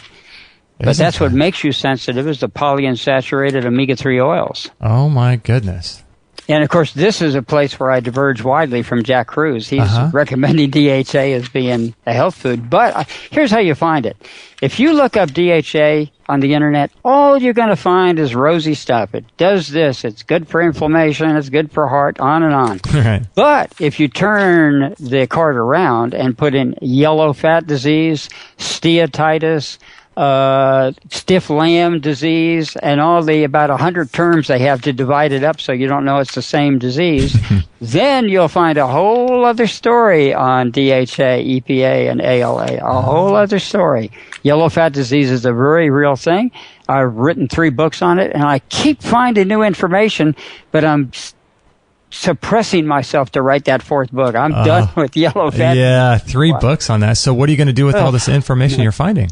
Well, I'm just collecting it for my own information, and unfortunately, it'll probably be so much of it, it'll be available in a 4th book here. Yeah. But anybody can do it. They don't have to buy my books, which are available on solartommy.com. By the way, my new book, The Heart is Not a Pump, is available now. Oh, really? It's all set up. Oh, my goodness. Wow. That's available now. And remember, on a lot of versions, I'm not sure if this one, it's not only available on the regular PDF, it's on EPUB, Mobi, and you can hook up to Zamsar and make it into a voice book. Oh my gosh, that is cool. Instructions come with it. That you have to do yourself. That's really cool. Thing. No way, that's great. Yeah, there are a lot of people doing work on this idea that the heart is not a pump. Yep. And I've probably got the most complete information on it, going back to Jagadas Bose, who was he ran circles around Tesla and Westinghouse and all the other guys who were supposedly such geniuses. Oh my goodness! Wow. Yeah, so Bose showed that plants actually have consciousness, is how they absorb water. And how does a redwood tree, without a heart, pump all that blood up. And how, there's a man in New England who they found out his heart was completely blocked off from circulation. He was still alive. They have the x-rays to prove it. I mention him in the book. Is this done through like the implosion energy, free energy? Is that yes, how it's done? no, maybe. It's mainly done through the respiration. That's why your gas pressure determines your blood pressure. A plumber, the first thing he will do when he comes to your house is go to the roof. What the heck is he doing on the roof? Right. He's adjusting the air pressure so your toilet will flush. In the same way, if I open a drink in a can, if I pop one side of it, it's not going to pour very well. If I pop the other side, I got the gas pressure, it pours fine. We have two ends like a can. It's called a rectum or an anus and a mouth. And if the anus is plugged, your circulation is going to gain you weight. And if the mouth is plugged, same thing. One is at the realm of the belch, and the other is the realm of the fart. Yeah, so fart is an acronym for feeling all right today. For you, but maybe not the people around you. That's true. Oh my gosh! So that's available at solartiming.com right now. Yep, including the book of bloat, which is the book on yawning and farting, by the way. But the book, the Heart Is Not a Pump, is available at solartiming.com. Just go into Adam's books. I think I've got about 30 ebooks, and we still sell the paperback version of Yes, No, Maybe, the great. original one. Oh, that's awesome. Awesome. Well, that is available at solartiming.com, and your membership website, which is just a one-time lifetime access, is sunsyncnutrition.com, correct? Sunsyncnutrition.com. Yep, I have a whole bunch of blogs up there, too, and a calculator of local sundial time, what times to eat specific foods, all of that kind of thing. Yeah, and you break it down really, really nicely, based on the time that people are in. So, it's really a nice breakdown the way you've done that. Thanks. Yeah. And by the way, the Heart Is Not a Pump. Most of the information is actually on SunSync if a person just wants to go there. It's just they have to kind of dig it out of the blogs. But basically, I put pretty much the same information that's in the blogs into the book, but it's just more convenient, more artistic, and of course you can listen to it if you hook it up through Zanzar. It's called. Wow, Zanzar. Zanzar, never heard of that. Is that a service that allows you to? Yep. To listen automatically. To books? If you make we have a guy in Belgium that makes up the connects with it, makes them active so you can connect it. So we have the instructions for techies that they can do it. I don't think it's really that difficult, but it helps to have technological skills, which I don't. Vibrant gal, I don't know what I'd do without her. I'm hooked up to Skype thanks to her this morning. I know. You sound great, too. Your audio is perfect. Yeah, she's good at setting that up. She set up the Flex programs and everything, Oh, nice. That's great. I've seen her have a problem and sit in front of the computer for 3 days till it was worked out. That's the kind of mentality you really need for computers. Oh my gosh, I'm unfortunately wired that the same way. If I've come across a problem, I can't. I have to fix it before I get up. That's good. See, and they don't teach you that in school because they have the bells to interrupt your concentration. Yeah, right. I know. By the way, in Journey to Ixtlan, the Carlos Castaneda novel, there's a spoof on those bells for people who have read that book. Is it Journey to Excellence? Yep, to Ixtlan, Ixtlan. Oh, right. The third of the Castaneda series of novels about Don Juan and Carlos Castaneda, his teaching with a Yaqui Indian in Mexico. Yeah, I got to get into his books. I've heard about his books for, 20, 30 years, and I've always wanted to read them, but I don't know why I never have, but I've always wanted to. Best book to start is the third one, Journey to Ixtlan, because the first one is kind of dry. You read it after, because once you're into them, you want to see what the basic. The first one was his UCLA thesis that he submitted to UCLA. Then the second one, the title escapes me now, is more readable. The third, to me, is not only the most readable, but the funniest, too. Oh, really? Okay. And then it goes on from there. If you get hooked, and people like Sam Keen said that he made it all up. And even if he made it all up, it's a spiritual book. I regard the whole series as very informative. Oh, wow. Yeah, I want to. I got to read that guy. He calls to me. Yep. Journey to Ixtlan. Journey to Ixtlan. Awesome. Good start. Awesome. So thanks, Adam, for being on the show today. That was an hour and 42 minutes. Holy cow. Time flies, doesn't it? Well, thanks for having me. Oh, you're so welcome. Always good to be on the show. By the way, what is your beginning theme music? That is so inspiring. Makes me want to dance. Oh, yeah, I know. I don't even know where I found that. I found that years ago. I don't even know what it's called. I love it, though. It's really cool. Really cool. Yeah, thank you. Yeah, it's pretty uplifting, and I like it. Say hi to Kate. I will, and same with Vibrant Gal. And hang on the line there, Adam. I'm just going to close out the show. Thanks, everybody, for joining us. We really appreciate it. You guys are awesome, and I just really, really appreciate you guys being on and listening. And so many people are just loving Adam Bergstrom and his work, and you can find more of it at solartiming.com. And I'd highly recommend also checking out sunsyncnutrition.com as well. That would be amazing. So make sure to check that out. And this was episode, let me just make sure I get this correct, episode 484. If you want to listen to the show on our website, extremehealthradio.com/484, and you'll be off and running. We appreciate it, and we'll catch you guys on the next episode. Well, there you go, Mr. Adam Bergstrom. Sorry about that. At the end of the show there, I was doing a little outro, and during that, I'm not sure if you could hear that, but we had quite the ruckus going on in the background. Kate was actually, our dogs were just tearing each other apart. We had a little mayhem going on between Maggie and Charlie, and a little dog fight going on as I was closing out the show. Our little dogs, one is what is Charlie's our newest dog. She's about 2 years old, and she's a mix between a Tibetan Spaniel and a King Charles. And our dachshund, Maggie Brown Longbottom, is a full-bred crazy dachshund. And they were just tearing each other apart in the background. Kate was trying to pull her off, and Kate got bit on the finger, blood all over her finger. And so she's using the laser on that, and some colloidal silver, some of the Sarabanta silver. What is her website? AcceleratedHealthProducts.com. She's got a special kind of silver. What is it? It's not a colloidal silver. It's a scalar silver. So it's kind of like a homeopathic dilution. It's supposed to be super, super powerful. So she's using that. DMSO and all that kind of stuff. She's got all bloody fingered, and Maggie got a cut below her eyelid. Her eyelid got all sliced open, and oh my goodness. Trying to close out a show and your dogs are going crazy in the background. I think it's ever since we put the dogs on that barf diet, the raw dog food that we have, my goodness, in our store, they just go crazy. No, it's not that.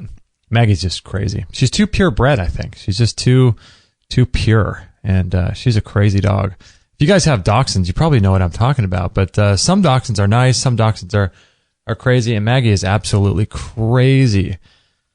So if you have a dachshund, you probably know what I'm talking about. Anyway, I hope you guys enjoyed that show, Mr. Adam Bergstrom. I always have such a good time. You know, he's one of the few guests where I don't really have to prepare anything at all. I mean, he's just spawned so many questions, and we had a listener, I forget who it was, write in, and they were just saying they love it every time we have Adam on. They just love hearing his voice and his sort of, the essence of, his way of being. And he does have such a great way about him. I love Adam, and he's such a thoughtful guy, and really, really into what he's talking about, and just a nice guy. He wrote me an email after the show asking if Kate was doing okay, and just wanted to make sure, because I was telling him I had to cut it short at the end of the show. Usually I talk with our guests off the air for a while, and I had to cut it short because these two dogs were getting in a fight, and so he was nice to write back and ask if Kate's doing okay, and that was really nice. So what do you think? Is it possible, do you think, to live to 100 to 300 years old? Do you think it's possible to live to 500 years old? I forgot to ask Adam. I mentioned this at the very beginning of the show about the carbon-60 molecule that's been, I guess, isolated, and they've done multiple studies on them. And some guy won the Nobel Peace Prize, I think, in 1996. I forget who it was. But essentially, I think it's has to do with activated charcoal. But Adam was saying, I'm not sure if this was before or after we started recording, that you would have to take almost a bottle of that to get the desired results, because apparently, according to some of the studies, there's a 42% increase in lifespan with mice with activated charcoal on a daily basis. And people use the activated charcoal to alleviate bloating or gas, or, a lot of people use it as an emergency toxin removal.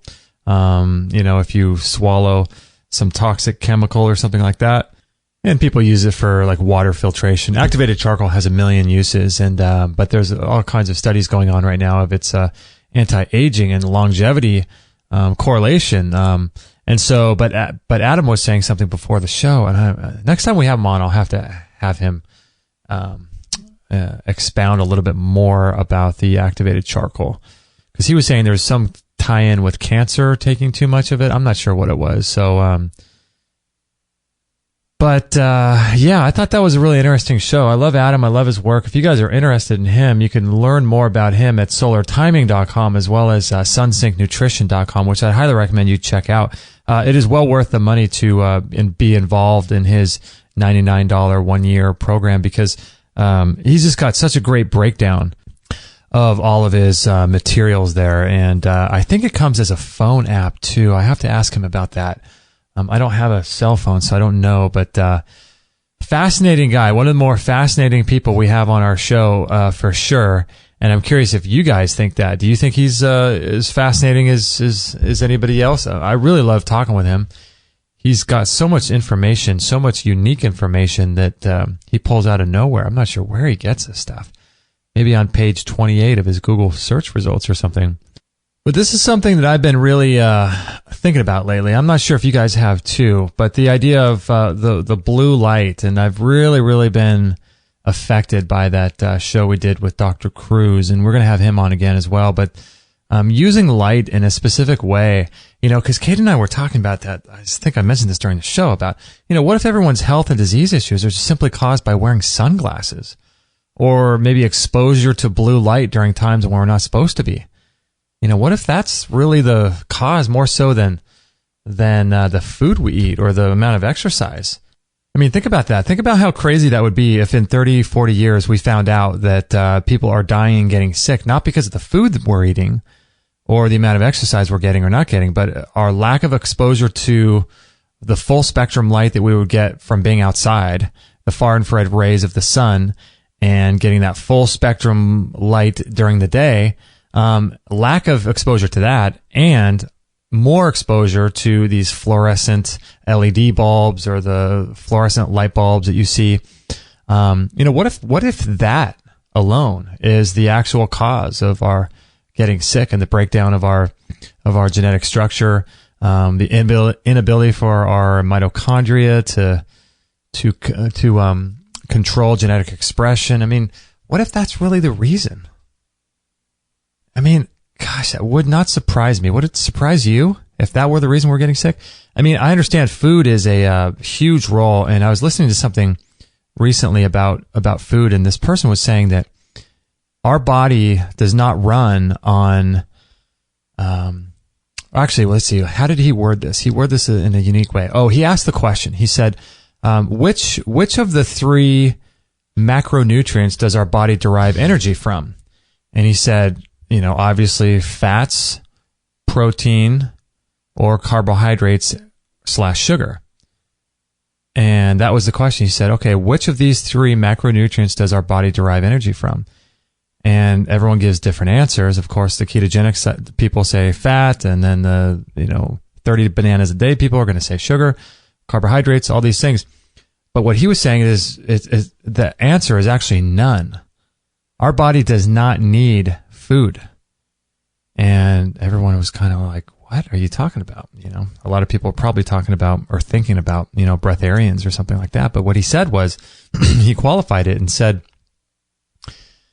we eat to feed bacteria, and the bacteria, through a process I think called biological transmutation, but it wouldn't be our biology. It would be their genes doing this. But the idea that these bacteria are going to transmutate the food that we eat, we feed them, and then they in turn provide to us all the things that we need. And so we're really only eating to feed them, which was interesting. And then he said something that really affected me. It was really strange. He said that, now this is going to sound very esoteric and strange, but I'm going to tie this back into a guest that we had on, Hannah Crum, talking about bacteria. And she does a lot of work with kombucha. She teaches people how to make kombucha and provides the tools for that. So if you're in the market, you want to make your own home brews, listen to the show that we did with Hannah Crum. That'll be in our show archives. Just type in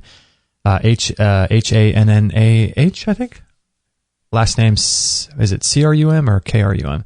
One of those. But she said, okay, anyway, this doctor was saying, and then I'll tie this into what she said, but the doctor was saying something really interesting. He said that life is tied together so much so, almost like the way Rudolf Steiner talks about life, the interconnectivity of all of us, of all organisms, of the magnetic fields around the earth, of biological organisms. We're all connected in some strange, bizarre, unique way.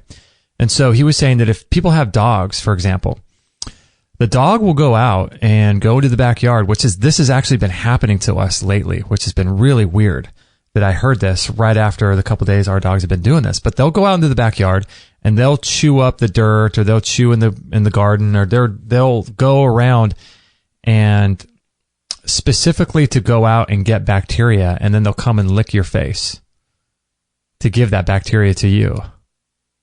That's how connected we are, according to this doctor. Now, if that's true, how bizarre is that, right? I mean, how bizarre is it for your dog to know that? That must mean there's some sort of ability that your dog has that we can't measure. We don't have no idea, how a dog's able to know this, but somehow your dog is able to understand that you are lacking certain beneficial gut flora or bacteria.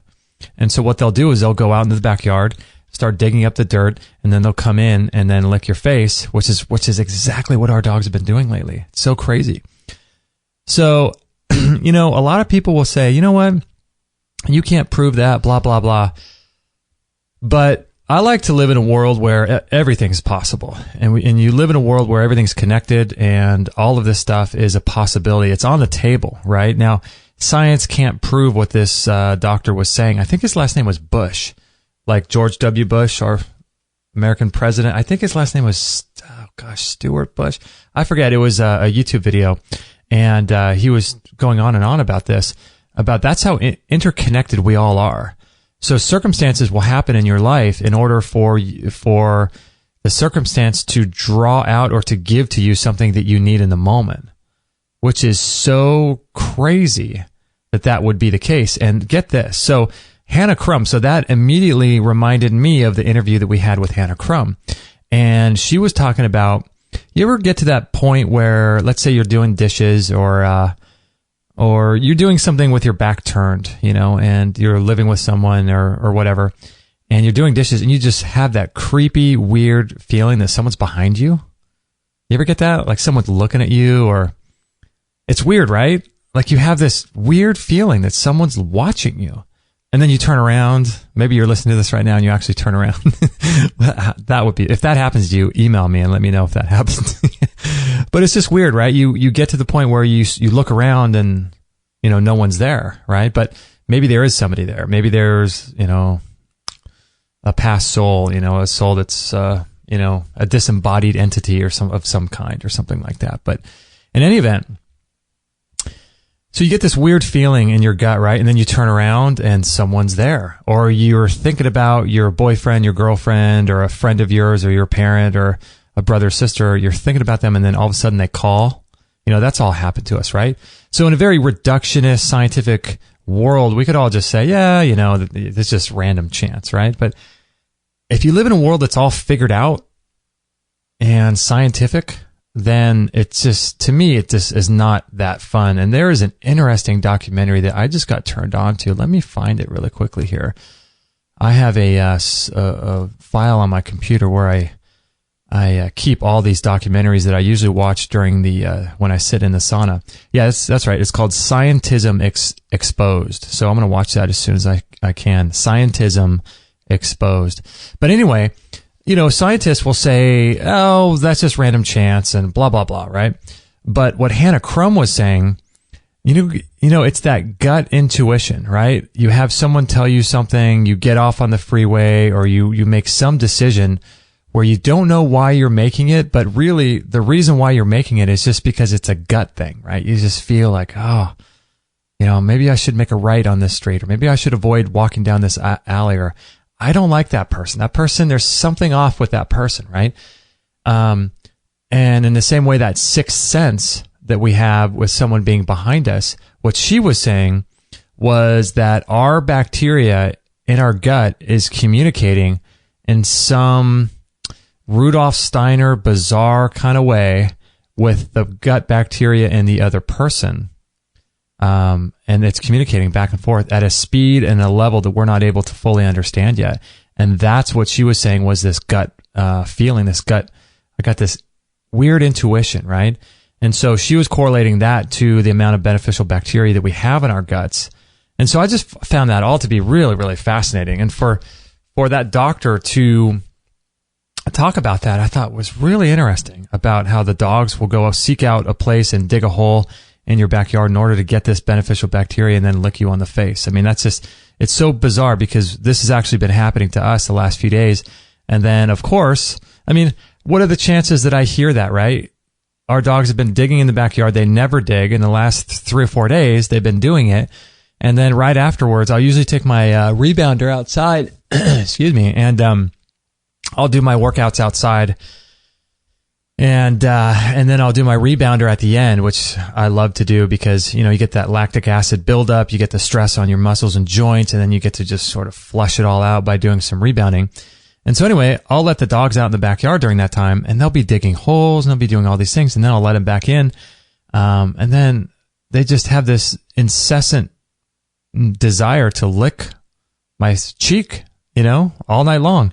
And I don't know if that's happening, but I thought, isn't that strange that not only would that happen, but then I would hear the possible explanation of that when I was trying to figure out why they were doing that already, because they had never really done that before. So all that sort of long-winded way to say that we live in a strange universe that I don't think anyone has figured out yet. And there are forces at work behind the scenes, behind the curtain, I think orchestrating things, probably almost like a Truman Show type of deal, I suspect. But it's much more going on in the world than we ever can understand. And it's probably like a tip of an iceberg kind of thing. Everything above the water is about less than 1% of the actual iceberg itself. And we think we know how the world works, and we think we know science, we think we know spirituality and philosophy and all these things. But in actuality, all we really know is that little tiny bit of the iceberg that's sitting above the water, which is less than 1% of the whole thing. And imagine if we were able to somehow tap into the full essence of that entire iceberg. Wouldn't that be insane? That's what I think this kind of stuff is when you live in a world full of, synchronicity and magic, all possibilities exist. But when you live in a world that's a reductionist scientific world, everything's figured out and there is no magic or meaning to things, in my opinion. And I lived in a world like that for many, many years, for decades, and most of my life, actually. And then when I started opening up to the sort of unseen realms, everything becomes a possibility. I mean, you never know who's talking to you. You never know in what creative, strange, bizarre way God is speaking to you. Right? I mean, you could be driving a car, you could have a dream, but if you live in a world that's full of scientism, science is great, but my God, it doesn't explain a hell of a lot. It really doesn't. It doesn't satisfy my sort of ravenous appetite to try to figure out what the heck is going on here, to say the least. So that's why I love talking to Adam. He's really, really interesting guy, and I just love where he comes from and how much he helps people and the type of work that he does. I would highly recommend that documentary that he mentioned during the show of John Taylor Gatto. If you want to learn more about the school system, I would highly recommend that, because that is about a 5 hour, 47 minute, I think, But I watch it on 1.5 speed on YouTube. Like I said during the show, I probably watched it probably 4 times, I'd say. I don't get all of it, but I've been training my mind. When I sit in the sauna, I watch videos, and I usually watch them on 1.5 speed because I'm sort of training my mind to be able to accept more information. Because you know how they say we only use 10% of our brain or mind, whatever you want to call it. Some people make a big distinction. Let's call it brain. But if we only use 10% of our brain, then what's possible for us? Is it possible for us to consume information? Is it possible to read a book a day? Like our good friend, what is his name? Tai Lopez. He's got this whole book a day thing. You can look him up, Tai Lopez, I think. Is it possible for us to, gosh, I don't even think of any examples. Is it possible for us to be sort of superhumans? Maybe. Maybe is it possible for us to live to 300-400 years old, disease-free in a healthy, strong body, able-bodied and full mental capacities and able to do things? And I'm not talking about like the kind of people that we mentioned during the show, the 97-year-old yoga instructor and the 103-year-old that he was talking about. I'm talking about someone who's, 150 years old, but they maybe look like they're 60 and they act like they're 60 and their bodies can move like they're 60. Is that possible? I mean, we don't really know because we haven't really, I guess, been exposed to the kind of technology that we have today. So I think it's going to be done through a combination to get to that level. I think it's going to be done through a combination of spirituality, technology, and science. And I would say probably in that order. Because I think the spiritual side of all of that is probably the most important. Because spirituality, in my mind, involves having a purpose, having a destiny, having a deeper meaning for life, and being on a path and understanding your role in the universe, and not getting attached to too many circumstances or situations or people or trinkets or gadgets.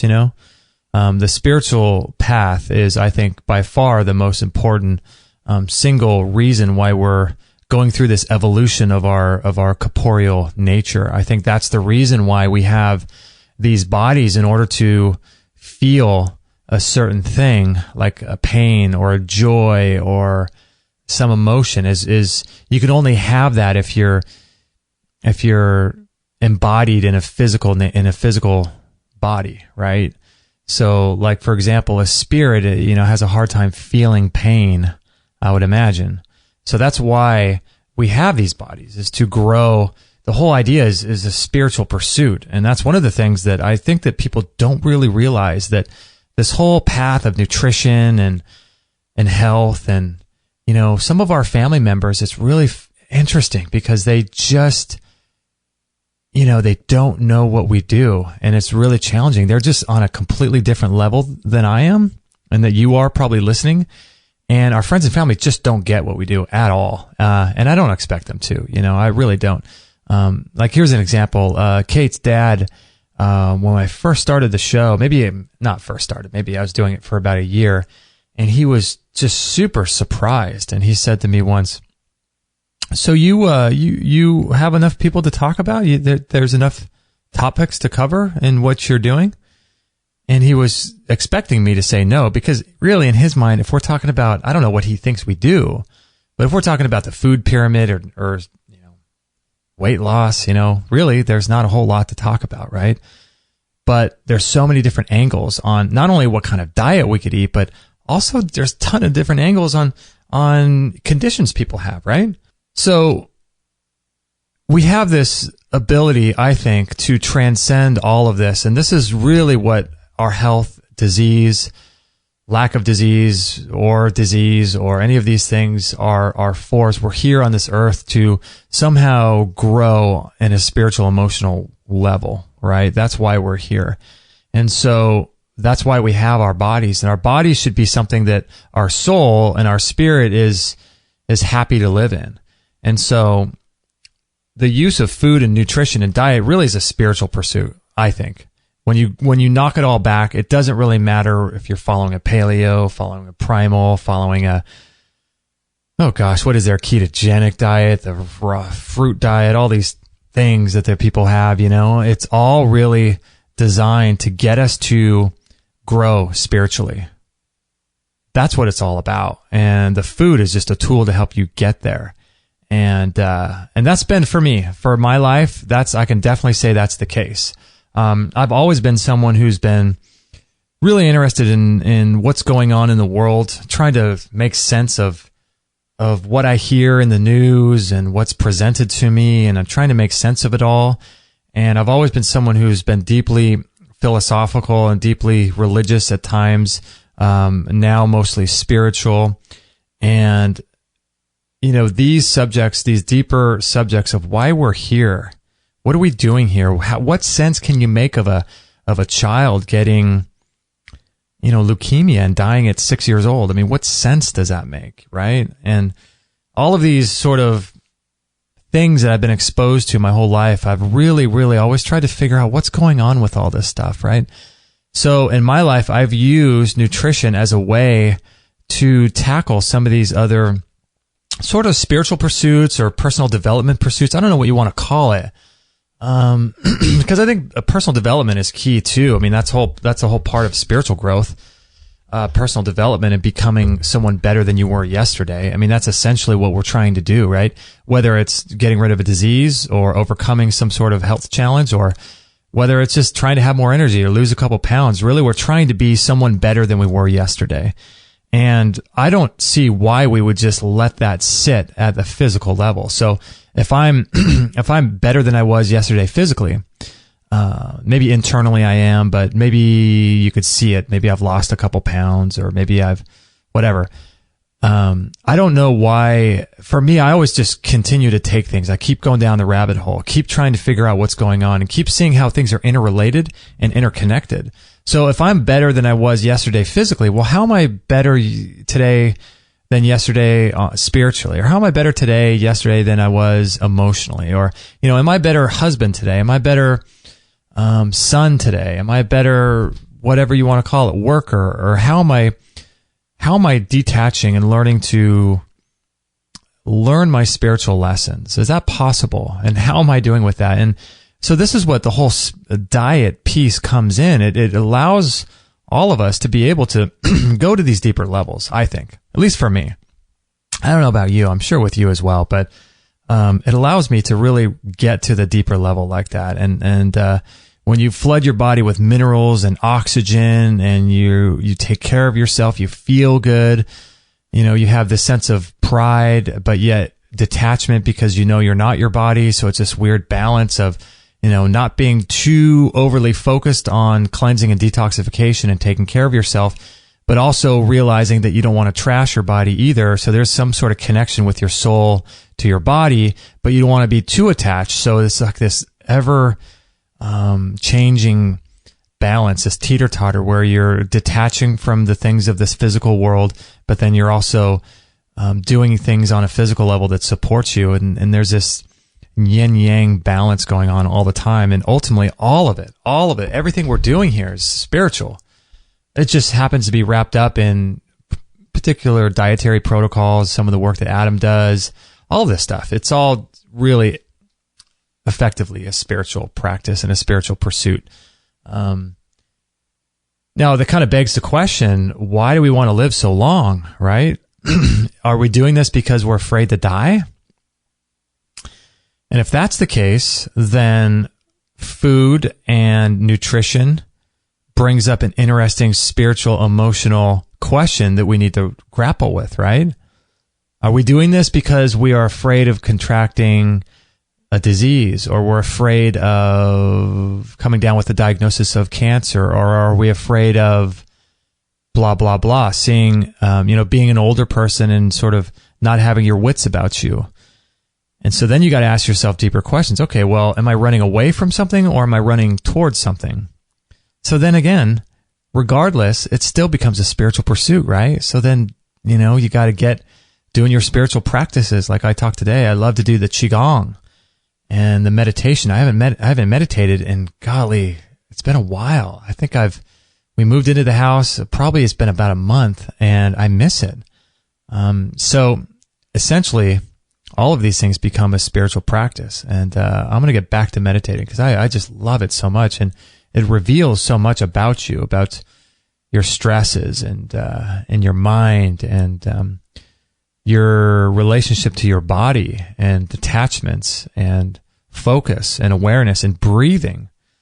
You know, there's so much that just simply sitting down and closing your eyes and going within can teach you.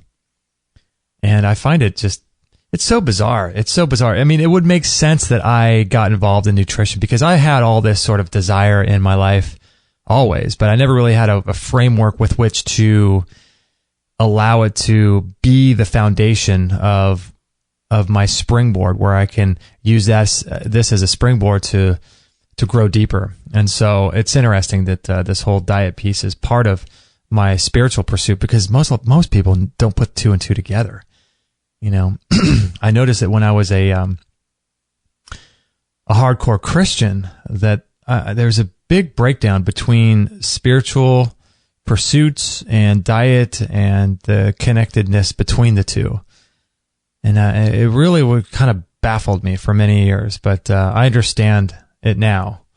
But for me, there's a direct correlation between the two. There has to be. And even if there's not, if I believe there is, then there is. You know, so, yeah. So anyway, my little ramble there about diet, spirituality, the connection between the two, and what we're all doing here, right? I mean, that's the whole pursuit of it all. So Adam's so fun. I love the guy. Hopefully one of these days we'll have him in studio. We can have a in-person chat with him and have him on our YouTube channel. So if you're listening to this on YouTube, by the way, give this a thumbs up or leave a comment. I'd love to hear from you. I don't get a chance to comment back on all the comments. I do my best. But yeah, really enjoyed having Adam on. I hope you guys enjoyed the show. Thank you guys. I just want to say thank you. If you are, I'm not sure when we're going to be able to publish this show. We're about 3 or 4 shows behind, but if you're listening to this during the time that I published the show, there's a massive Black Friday savings going on, so you can check out our Black Friday page. It's just extremehealthradio.com/Black Friday. And we're selling, or we're actually aggregated a lot of the companies that we work with or are associated with on an affiliate basis. We aggregated all of their little Black Friday deals onto one page. And so I want to thank you guys also for supporting our work. It means so much to us. You guys are so cool and so kind. I'm just so humbled and in gratitude to you guys. You guys are just so kind to us, and your support just means the world to us. And one of the ways you can support us, if you like, is buying all of your orders through Amazon that you make. If you click our link before you go over to Amazon and then make your purchase, we get a little commission, and that helps support the show. And that's something that you were going to do anyway. So if you do, if you just think about us, or anybody really, if you like someone out there that's doing good work, whether they have a podcast or a blog or whatever, and you're going to make a purchase on Amazon, realize that you can support people's work that way. So I'd love if you supported us, but you don't have to. If you find somebody out there that you like that does a podcast or does a blog or makes videos, and go over to their website and see if they have an Amazon link and then support them. That would be one of the best ways, because if you're going to buy something on Amazon, you're going to do it anyway. And the more people that realize they can use their Amazon purchases to support people and doing good work, that allows that good work to continue to be sort of propagated and put out into the universe, put out into the world, and help change and make this world a better place. And so when you make your purchases through our Amazon link, it helps to support our work and keep the shows free. We never want to charge for these things. So that's one way you can support us. Also, you guys are so kind also to support us on Patreon. Patreon's a cool little place where you can support us on a per podcast basis. So the money comes out of your account once a month at the beginning of the month. And if you have a Facebook account, you can just log in to Patreon, create an account. It literally takes you about 30 seconds to create an account and say, hey, I want to give Extreme Health Radio, Justin and Kate, $2 a month or something like that. And you can set your max on that. And that helps us a lot. So we really appreciate that. It takes a lot of work to do these shows, not just the time it does to create the shows themselves, but post-production, writing the blog post, putting it on YouTube, editing the show, doing all that kind of stuff. It takes hours and hours and hours of work. So when you support us that way, it really means a lot to us. Kate and I get the little notifications, and we just give each other a high five every time someone does that, or writes in an email saying how our work has changed their life. So you guys are awesome. So thanks for donating on Patreon and purchasing through our Amazon link. And also thanks you guys for supporting us by buying in our store. We're adding more products to our store lately. Every Saturday, I'm trying to get to, adding a handful of products to our store, products that we use, products that we are very well familiar with, and companies that we can stand behind.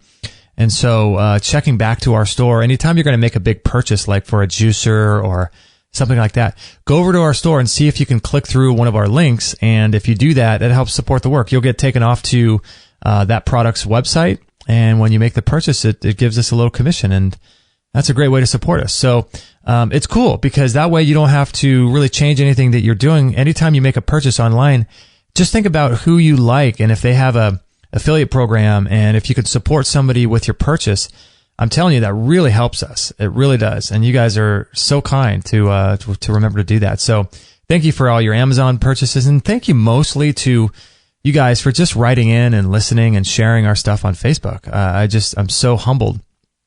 I really am. It's just the amount of emails that come in is it's overwhelming in the sense that I can't get back to everybody, and I wish I could, but are so touching. And the fact that your lives are somehow touched by the work that we do is it's awesome. And I hope that that is my legacy in the world, to help people understand they have other options and think about life in the world in a different, unique way, maybe than before they listen to our show. So anyway, gosh, that was a 35-minute post wrap-up show. My goodness, this is going to be a long show. I think we talked with Adam for like, an hour and 40 minutes. So this is going to be over a 2-hour show. I have got to get to my rebounder.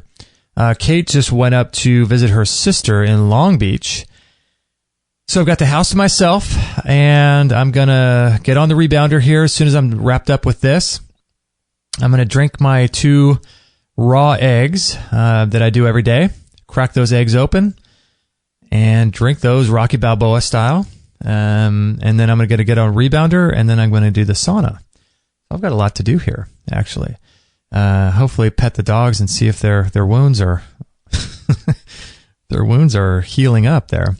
Yeah, thank you guys. I love you guys. You guys are awesome. Thank you for your support. Really appreciate it. Thank you for your kind words, your donations, your purchases on Amazon. You guys are so nice. And let us know if we can ever help. When you email in, I will do my best to get back to you, but I can't guarantee it. It's really hard for me to get back to everybody. I read your emails and I desperately want to, but there's just so much to do.